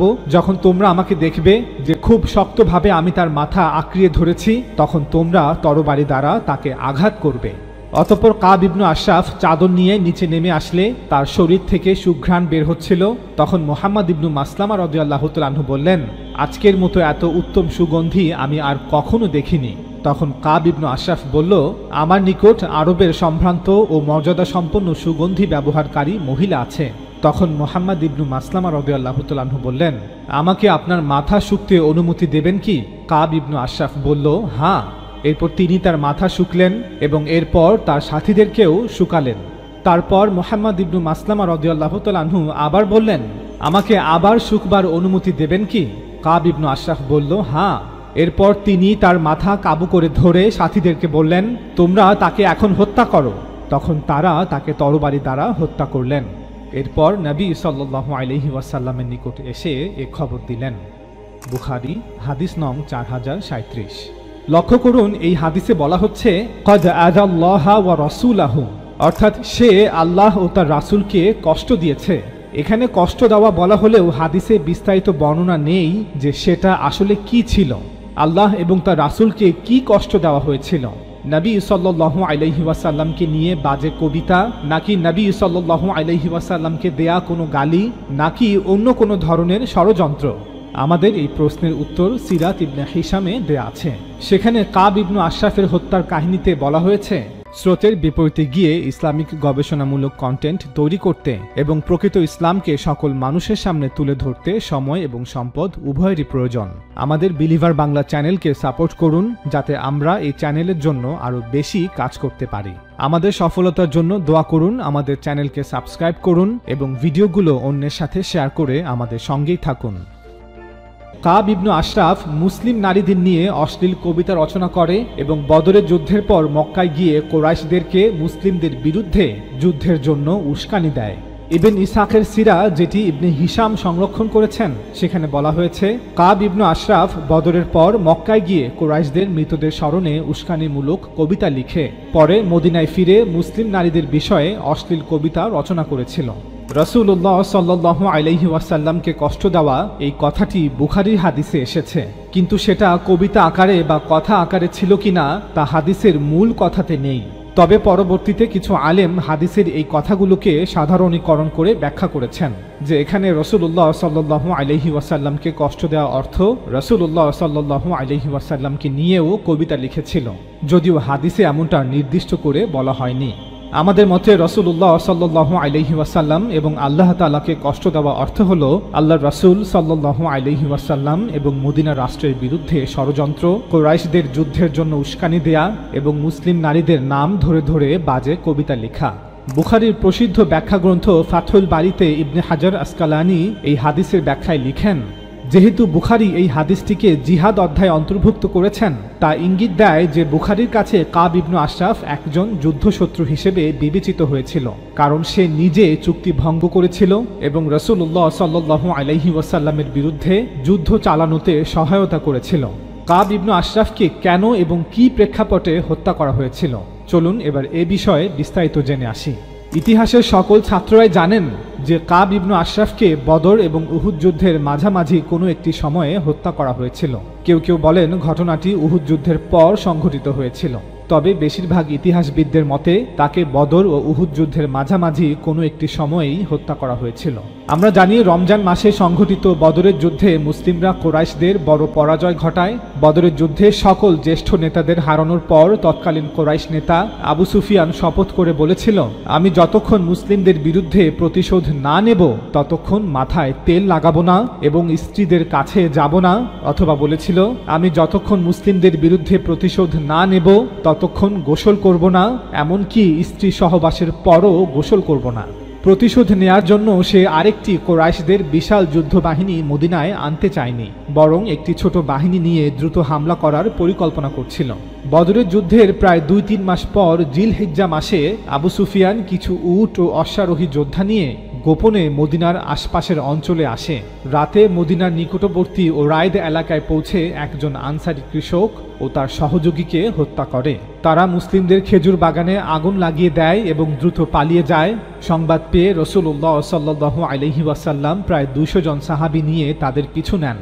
মুসলিম বাহিনী দ্রুত তাদের ধাওয়া করলেও আবু সুফিয়ান ও তার লোকেরা পালিয়ে যায় এবং তাদের সকল রসদ ফেলে যায়।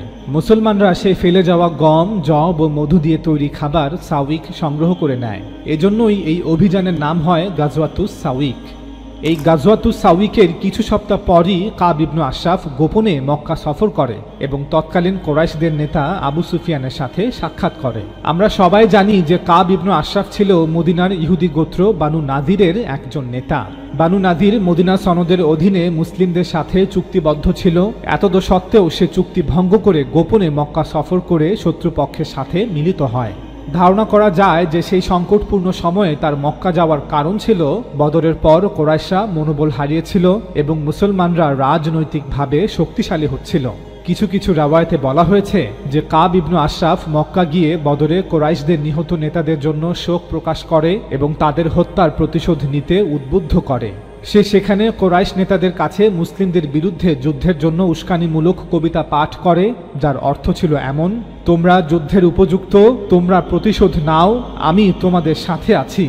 আমাদের মতে এই সফরই ছিল কাব ইবনু আশরাফের বিরুদ্ধে সামরিক ব্যবস্থা নেওয়ার প্রধান কারণগুলোর একটি। সে মক্কায় গিয়ে শত্রুপক্ষের সাথে সরাসরি জোট বাঁধে, যা ছিল মদিনা সনদের স্পষ্ট লঙ্ঘন এবং রাষ্ট্রদ্রোহিতা।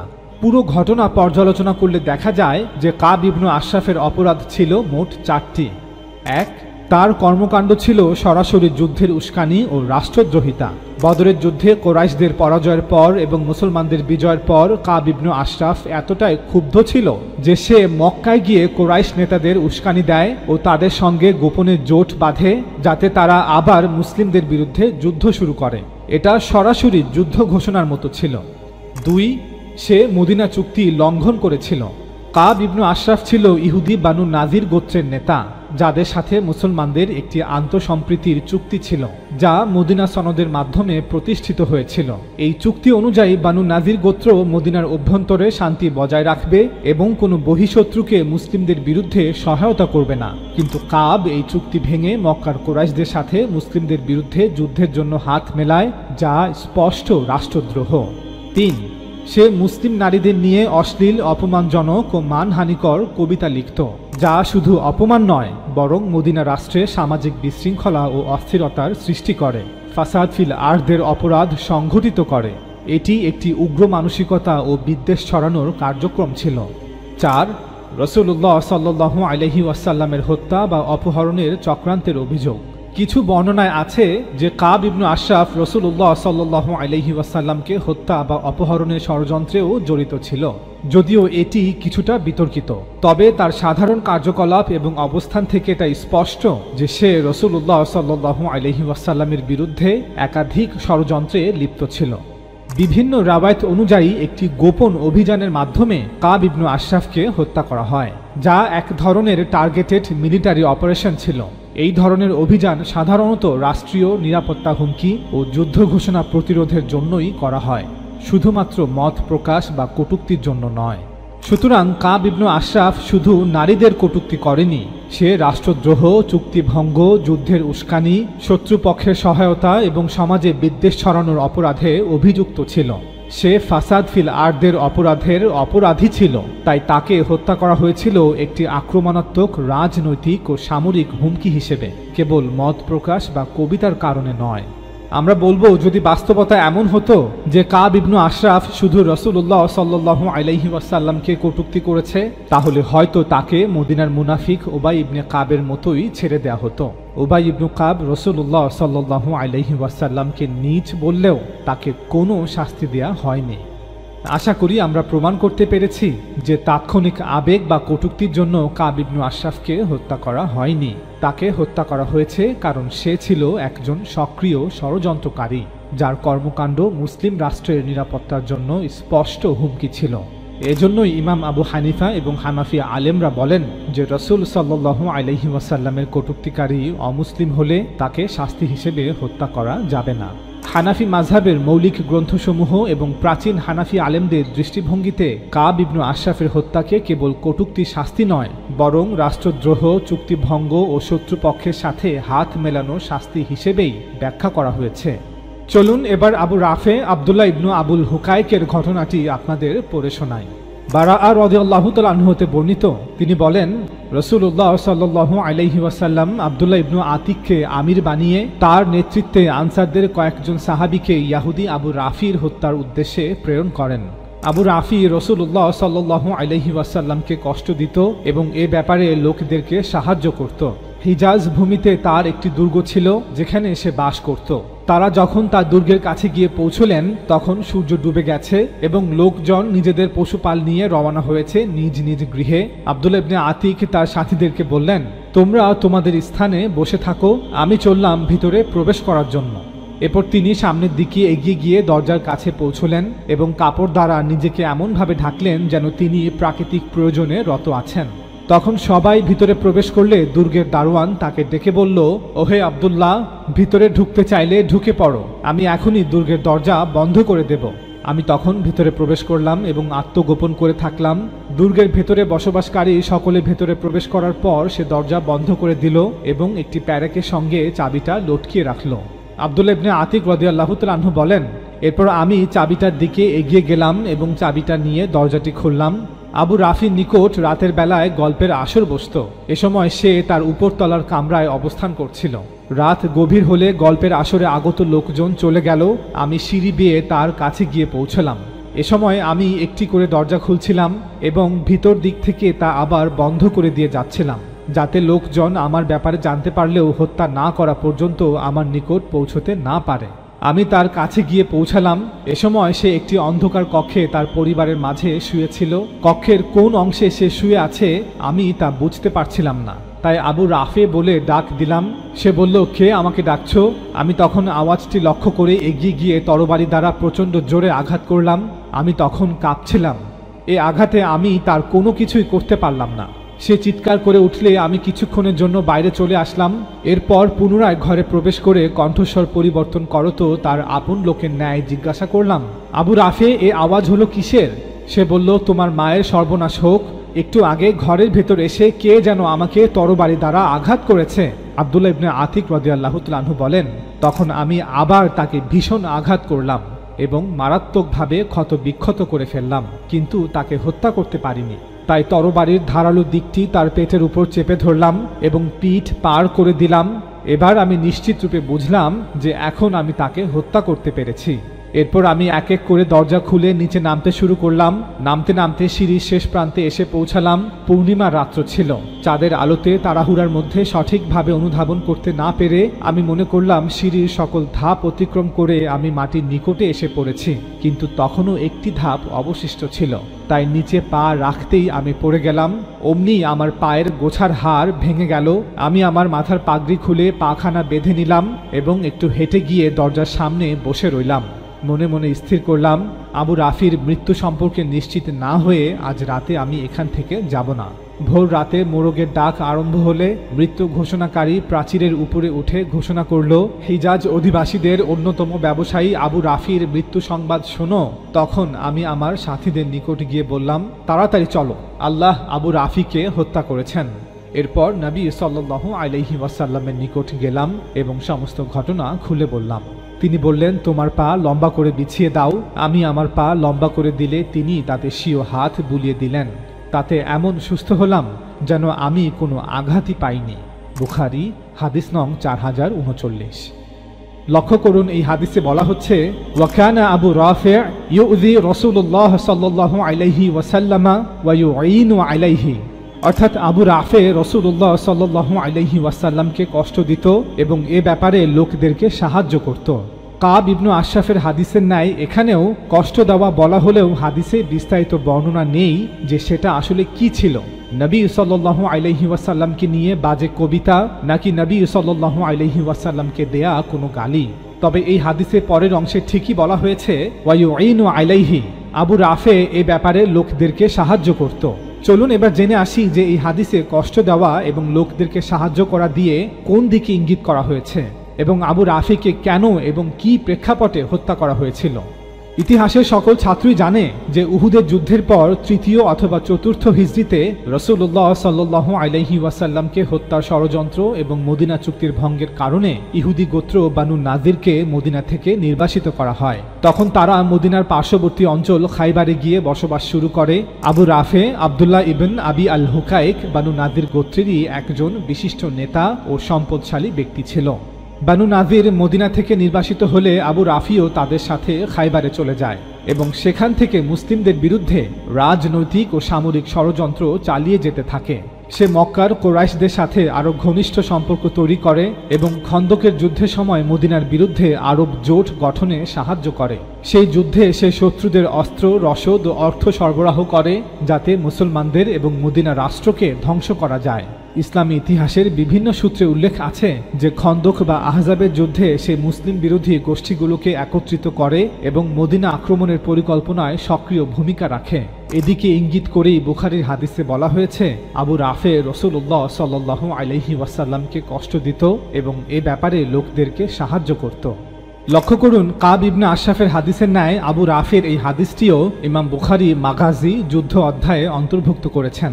এটি ইঙ্গিত দেয় যে বুখারীর কাছে কাব ইবনে আশরাফের ন্যায় আবু রাফিও যুদ্ধশত্রু হিসেবে বিবেচিত হয়েছিল, কারণ খন্দক বা আহজাবের যুদ্ধে আবু রাফে মুসলিম বিরোধী গোষ্ঠীগুলোকে একত্রিত করে মদিনা আক্রমণের পরিকল্পনায় সক্রিয় ভূমিকা নিয়েছিল। ইবনে হিশাম লিখেন, আবু রাফে আমাদের শত্রুদের অর্থ দিয়ে সাহায্য করত এবং রাসূলুল্লাহ সাল্লাল্লাহু আলাইহি ওয়াসাল্লামের বিরুদ্ধে আহজাবদের একত্রিত করত। ইবন সাঈদ লিখেন, আবু রাফে আহজাবদের অর্থাৎ আরব বাহিনীগুলোকে অর্থ ও অস্ত্র দিয়ে রাসূলুল্লাহ সাল্লাল্লাহু আলাইহি ওয়াসাল্লামের বিরুদ্ধে সাহায্য করত। আল ওয়াকিদি লিখেন, আবু রাফে কুরাইশ ও গাতাফানদের কাছে লোক পাঠায়, তাদেরকে মুহাম্মদ রাসূলুল্লাহ সাল্লাল্লাহু আলাইহি ওয়াসাল্লামের সাথে যুদ্ধের জন্য আহ্বান জানায় এবং বিজয় ও অর্থের প্রতিশ্রুতি দেয়।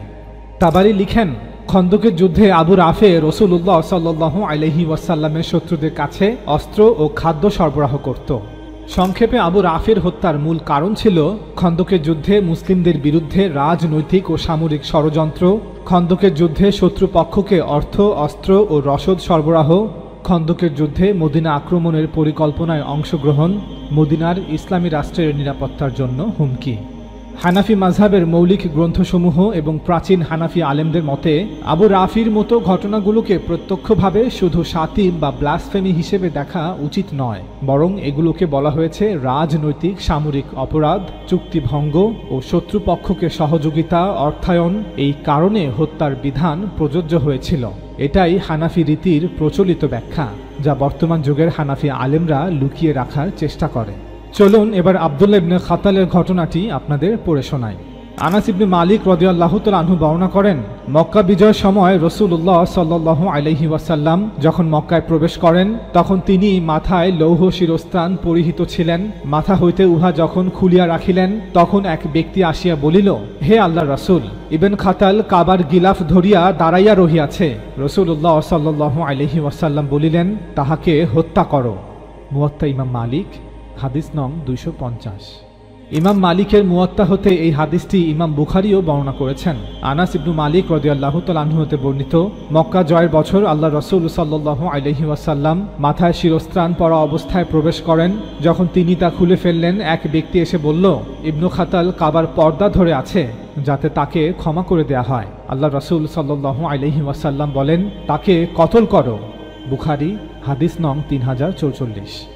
বলা হয়ে থাকে যে আব্দুল্লাহ ইবনে খাতাল রাসূলুল্লাহ সাল্লাল্লাহু আলাইহি ওয়াসাল্লামকে নিয়ে কটূক্তিমূলক কবিতা লিখত, এজন্যই তাকে মক্কা বিজয়ের পর হত্যা করা হয়েছে। চলুন এবার এই বিষয়ে সত্য ইতিহাসটি জেনে আসি। ইবনে হিশাম আব্দুল্লাহ ইবনে খাতাল সম্পর্কে লিখেন, ইবন ইসহাক বলেন, আল্লাহ রাসূল সাল্লাল্লাহু আলাইহি ওয়াসাল্লাম বানু তামিম ইবনে গালিবের একজন ব্যক্তি আব্দুল্লাহ ইবনে খাতালকে হত্যার নির্দেশ দিয়েছিলেন, কারণ সে ইসলাম গ্রহণ করেছিল। আল্লাহ রাসূল সাল্লাল্লাহু আলাইহি ওয়াসাল্লাম তাকে যাকাত আদায়কারী হিসেবে প্রেরণ করেছিলেন এবং তার সাথে আনসারদের মধ্য হতে একজনকে প্রেরণ করেছিলেন। আব্দুল্লাহ ইবনে খাতালের একজন দাস ছিল যে তার সেবা করত এবং সেও মুসলিম ছিল। তারা তিনজন বিরতি দিয়ে এক জায়গায় থামল এবং আব্দুল্লাহ ইবনে খাতাল তার দাসকে একটি ছাগল জবাই করে তার জন্য খাবার প্রস্তুত করার নির্দেশ দিল। তারপর সে ঘুমিয়ে পড়ল এবং জেগে উঠে দেখল যে কোনো খাবারই প্রস্তুত করা হয়নি। তাই সে রাগান্বিত হয়ে তার দাসকে হত্যা করল এবং ধর্মত্যাগ করে মক্কায় পলায়ন করল। মক্কায় আব্দুল্লাহ ইবনে খাতালের একজন নারী সঙ্গী ছিল এবং একজন গায়িকা দাসীও ছিল, যারা আল্লাহ রাসূল সাল্লাল্লাহু আলাইহি ওয়াসাল্লামের বিরুদ্ধে ব্যঙ্গাত্মক গান গাইত। ইবন হিশামের এই বিবরণ অনুযায়ী আব্দুল্লাহ ইবনে খাতাল ইসলাম ধর্ম গ্রহণ করেছিল। আল্লাহ রাসূল সাল্লাল্লাহু আলাইহি ওয়াসাল্লাম তাকে সরকারি দায়িত্ব অর্থাৎ যাকাত সংগ্রহকারী হিসেবে প্রেরণ করেন। সে দায়িত্ব পালনের সময় নিজের দাসকে হত্যা করে, এরপর ইসলাম ধর্ম ত্যাগ করে মক্কায় চলে যায়। মক্কায় গিয়ে নবী সাল্লাল্লাহু আলাইহি ওয়াসাল্লামের বিরুদ্ধে বিদ্রুপাত্মক কবিতা এবং গান প্রচার করে। ইবন হিশামের পূর্বে মামার ইবনে রাশিদ লিখেন, একজন দাস খাবার তৈরি করতে অবহেলা করায় ক্রোধে তাকে হত্যা করার পর আব্দুল্লাহ ইবনে খাতাল ধর্ম ত্যাগ করে। এরপর সে মক্কায় আশ্রয় নিতে পালিয়ে যায়, এই ভয়ে যে মুহাম্মদ সাল্লাল্লাহু আলাইহি ওয়াসাল্লাম আব্দুল্লাহ ইবনে খাতালের অপরাধের জন্য তাকে মৃত্যুদণ্ড দেবেন। আব্দুল্লাহ ইবনে খাতালের পুরো ঘটনা পর্যালোচনা করলে এটা স্পষ্ট যে মক্কা বিজয়ের পর আব্দুল্লাহ ইবনে খাতালকে মৃত্যুদণ্ড দেয়া হয়েছে দাস হত্যা করার কারণেই। সে ধর্ম ত্যাগ করেছে, অথবা তার দুজন দাসী ছিল যে নবী সাল্লাল্লাহু আলাইহি ওয়াসাল্লামকে বিদ্রূপ করে গান গাইত, এজন্য তাকে হত্যা করা হয়নি। অনেকেই ধরে নেন যে আব্দুল্লাহ ইবনে খাতালের হত্যার মূল কারণ ছিল কবিতার মাধ্যমে নবী সাল্লাল্লাহু আলাইহি ওয়াসাল্লামকে বিদ্রূপ করা। আমাদের মধ্যে অনেকেই আব্দুল্লাহ ইবনে খাতালের ঘটনাটিকে প্রমাণ হিসেবে পেশ করে মুরতাদ হত্যাকে জায়েজ করতে চান। আবার অন্য একটি দল প্রমাণ করার চেষ্টা করেন যে শাতিমে রাসূলকে তওবার সুযোগ না দিয়ে হত্যা করা বৈধ। কিন্তু প্রাথমিক সূত্রগুলো ভালো করে পড়লে বোঝা যায় যে দাস হত্যা ছিল আব্দুল্লাহ ইবনে খাতালের মূল অপরাধ, যেই অপরাধ তাকে ক্ষমার অযোগ্য করে তোলে।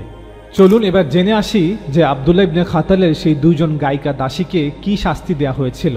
ইবন হিশাম ইবন ইসহাকের বরাত দিয়ে বলেন, আব্দুল্লাহ ইবনে খাতালের একজন গায়িকা দাসী এবং একজন নারী সঙ্গী ছিল, যারা আল্লাহ রাসূল সাল্লাল্লাহু আলাইহি ওয়াসাল্লামের বিরুদ্ধে ব্যঙ্গাত্মক গান গাইত।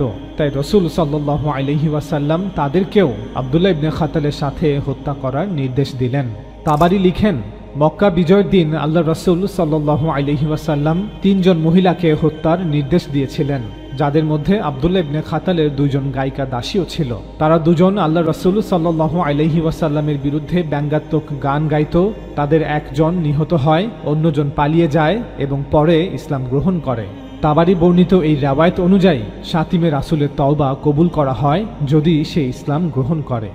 আল হাকিম এবং অন্যান্য ইতিহাসবিদরা বলেন, আব্দুল্লাহ ইবনে খাতালের দুজন গায়িকা দাসী ছিল, তাদের নাম ফারতানা এবং সারা, যারা আল্লাহ রসুল সাল্লাল্লাহু আলাইহি ওয়াসাল্লামের বিরুদ্ধে ব্যঙ্গাত্মক গান গাইত। আল্লাহ রসুল সাল্লাল্লাহু আলাইহি ওয়াসাল্লাম তাদেরকেও আব্দুল্লাহ ইবনে খাতালের সাথে হত্যা করার নির্দেশ দিয়েছিলেন। ফারতানা নিহত হন, তার সঙ্গী পালিয়ে যান এবং ওমর রাদিয়াল্লাহু তাআলা আনহুর আমলে এক ব্যক্তি তার ঘোড়া দিয়ে তাকে পদদলিত করে হত্যা করে। তাছাড়া এটাও বলা হয় যে ফারতানাকে হত্যা করা হয়নি, বরং সে ইসলাম গ্রহণ করেছিল এবং আল্লাহ রসুল সাল্লাল্লাহু আলাইহি ওয়াসাল্লাম সারাকেও নিরাপত্তা দিয়েছিলেন। অর্থাৎ আব্দুল্লাহ ইবনে খাতালের সেই দুজন গায়িকা দাসীকে হত্যা করা হয়নি। লক্ষ্য করুন, ইবন ইসাকের এই রাওয়ায়াতে আব্দুল্লাহ ইবন খাতালের দুজন গায়িকার হত্যার নির্দেশের কথা এসেছে ঠিকই, কিন্তু তাদেরকে হত্যা করা হয়েছিল কিনা তা বলা হয়নি। তর্কের খাতিরে আমরা ধরে নিলাম যে রাওয়ায়াতে বর্ণিত এই নির্দেশের অর্থ দণ্ড কার্যকর করা, কিন্তু তাবারির রাওয়ায়াতে বলা হচ্ছে তাদের একজন নিহত হয়, অন্যজন পালিয়ে যায় এবং সেও পরে ইসলাম গ্রহণ করে, অর্থাৎ একজন প্রমাণিত শাতিমে রাসূলকে ক্ষমা করা হয়। এদিকে আল হাকিম এবং অন্যান্য ইতিহাসবিদরা বলেছেন, এমনটাও বলা হয় যে তাদের একজন ইসলাম গ্রহণ করেছিল এবং অপরজনকেও রাসূলুল্লাহ সাল্লাল্লাহু আলাইহি ওয়াসাল্লাম নিরাপত্তা প্রদান করেছিলেন, অর্থাৎ দুজন শাতিমে রাসূলকেই ক্ষমা করা হয়েছিল। আমাদের মতে আল্লাহ রাসূল সাল্লাল্লাহু আলাইহি ওয়াসাল্লাম আব্দুল্লাহ ইবনে খাতালের এই দুজন গায়িকা দাসীকেই নিরাপত্তা প্রদান করেছিলেন। আল্লাহ রাসূল সাল্লাল্লাহু আলাইহি ওয়াসাল্লাম ঠিক যেভাবে মদিনার বিখ্যাত শাতিমে রাসূল আব্দুল্লাহ ইবনে উবাইকে ক্ষমা করেছিলেন, ঠিক একইভাবে এই দুজন দাসী গায়িকাকেও ক্ষমা করেছিলেন। আমাদের মতে মক্কার অন্য সকলের মতো আব্দুল্লাহ ইবনে খাতালের এই দুজন গায়িকাও ইসলাম ধর্ম গ্রহণ করেছিল। যদি কেউ আমাদের সাথে দ্বিমত পোষণ করেন তবে আমরা বলবো, আপনারা তাবারি, ইবন কাসির এবং আল হাকিমের বর্ণনার কি জবাব দেবেন, যেখানে বলা হয়েছে যে তাদের একজনকে অথবা উভয়কেই নিরাপত্তা প্রদান করা হয়েছিল, ঠিক যেভাবে মক্কার সকল অধিবাসীদের নিরাপত্তা দেওয়া হয়েছিল। আপনাদের মতে তো শাতিমে রাসূলের কোনো ক্ষমা নেই, তাদের তওবাও নাকি গ্রহণ করা ইসলাম বিরোধী কাজ। তাহলে রাসূলুল্লাহ সাল্লাল্লাহু আলাইহি ওয়াসাল্লাম কেন তাদেরকে ক্ষমা করেছিলেন? আমরা আমাদের মতের পক্ষে আরেকটি যুক্তি উপস্থাপন করছি। ইতিহাসের সকল ছাত্রই জানে যে ইবন ইসাকের সিরা সংকলনের সময়কালে ইমাম মালিকও তার মুয়াত্তা সংকলিত করছিলেন। লক্ষ্য করুন, মুয়াত্তাতে আব্দুল্লাহ ইবনে খাতালের বিষয়ে আলোচনা করা হলেও তার দুজন গায়িকা বিষয়ে কিছুই বলা হয়নি। ইমাম মালিকের মুয়াত্তাতে বলা হয়েছে, তখন এক ব্যক্তি আসিয়া বলিল, হে আল্লাহর রাসূল, ইবন খাতাল কাবার গিলাফ ধরিয়া দাঁড়াইয়া রহিয়াছে। রাসূলুল্লাহ সাল্লাল্লাহু আলাইহি ওয়াসাল্লাম বলিলেন, তাহাকে হত্যা করো। বুখারীর রাওয়ায়াতেও আব্দুল্লাহ ইবনে খাতালের দুজন গায়িকার হত্যার নির্দেশের বিষয়ে কিছুই বলা হয়নি। এক ব্যক্তি এসে বলল, ইবনে খাতাল কাবার পর্দা ধরে আছে। আল্লাহ রাসূল সাল্লাল্লাহু আলাইহি ওয়াসাল্লাম বলেন, তাকে কতল করো। গুরুত্বপূর্ণ বিষয় হলো, ইমাম মালিকের মুয়াত্তা এবং বুখারী উভয় জায়গায় শুধু ইবন খাতালের নাম এসেছে। এখানে আব্দুল্লাহ ইবনে খাতালের দুজন গায়িকা দাসী অথবা তাদের বিদ্রুপমূলক গান গাওয়ার কোনো উল্লেখই নেই। আমরা স্পষ্ট করে দাবি করছি যে আব্দুল্লাহ ইবনে খাতালের দাস হত্যার বিষয়টি ছিল কিসাসযোগ্য অপরাধ, অর্থাৎ হত্যার বদলে হত্যা।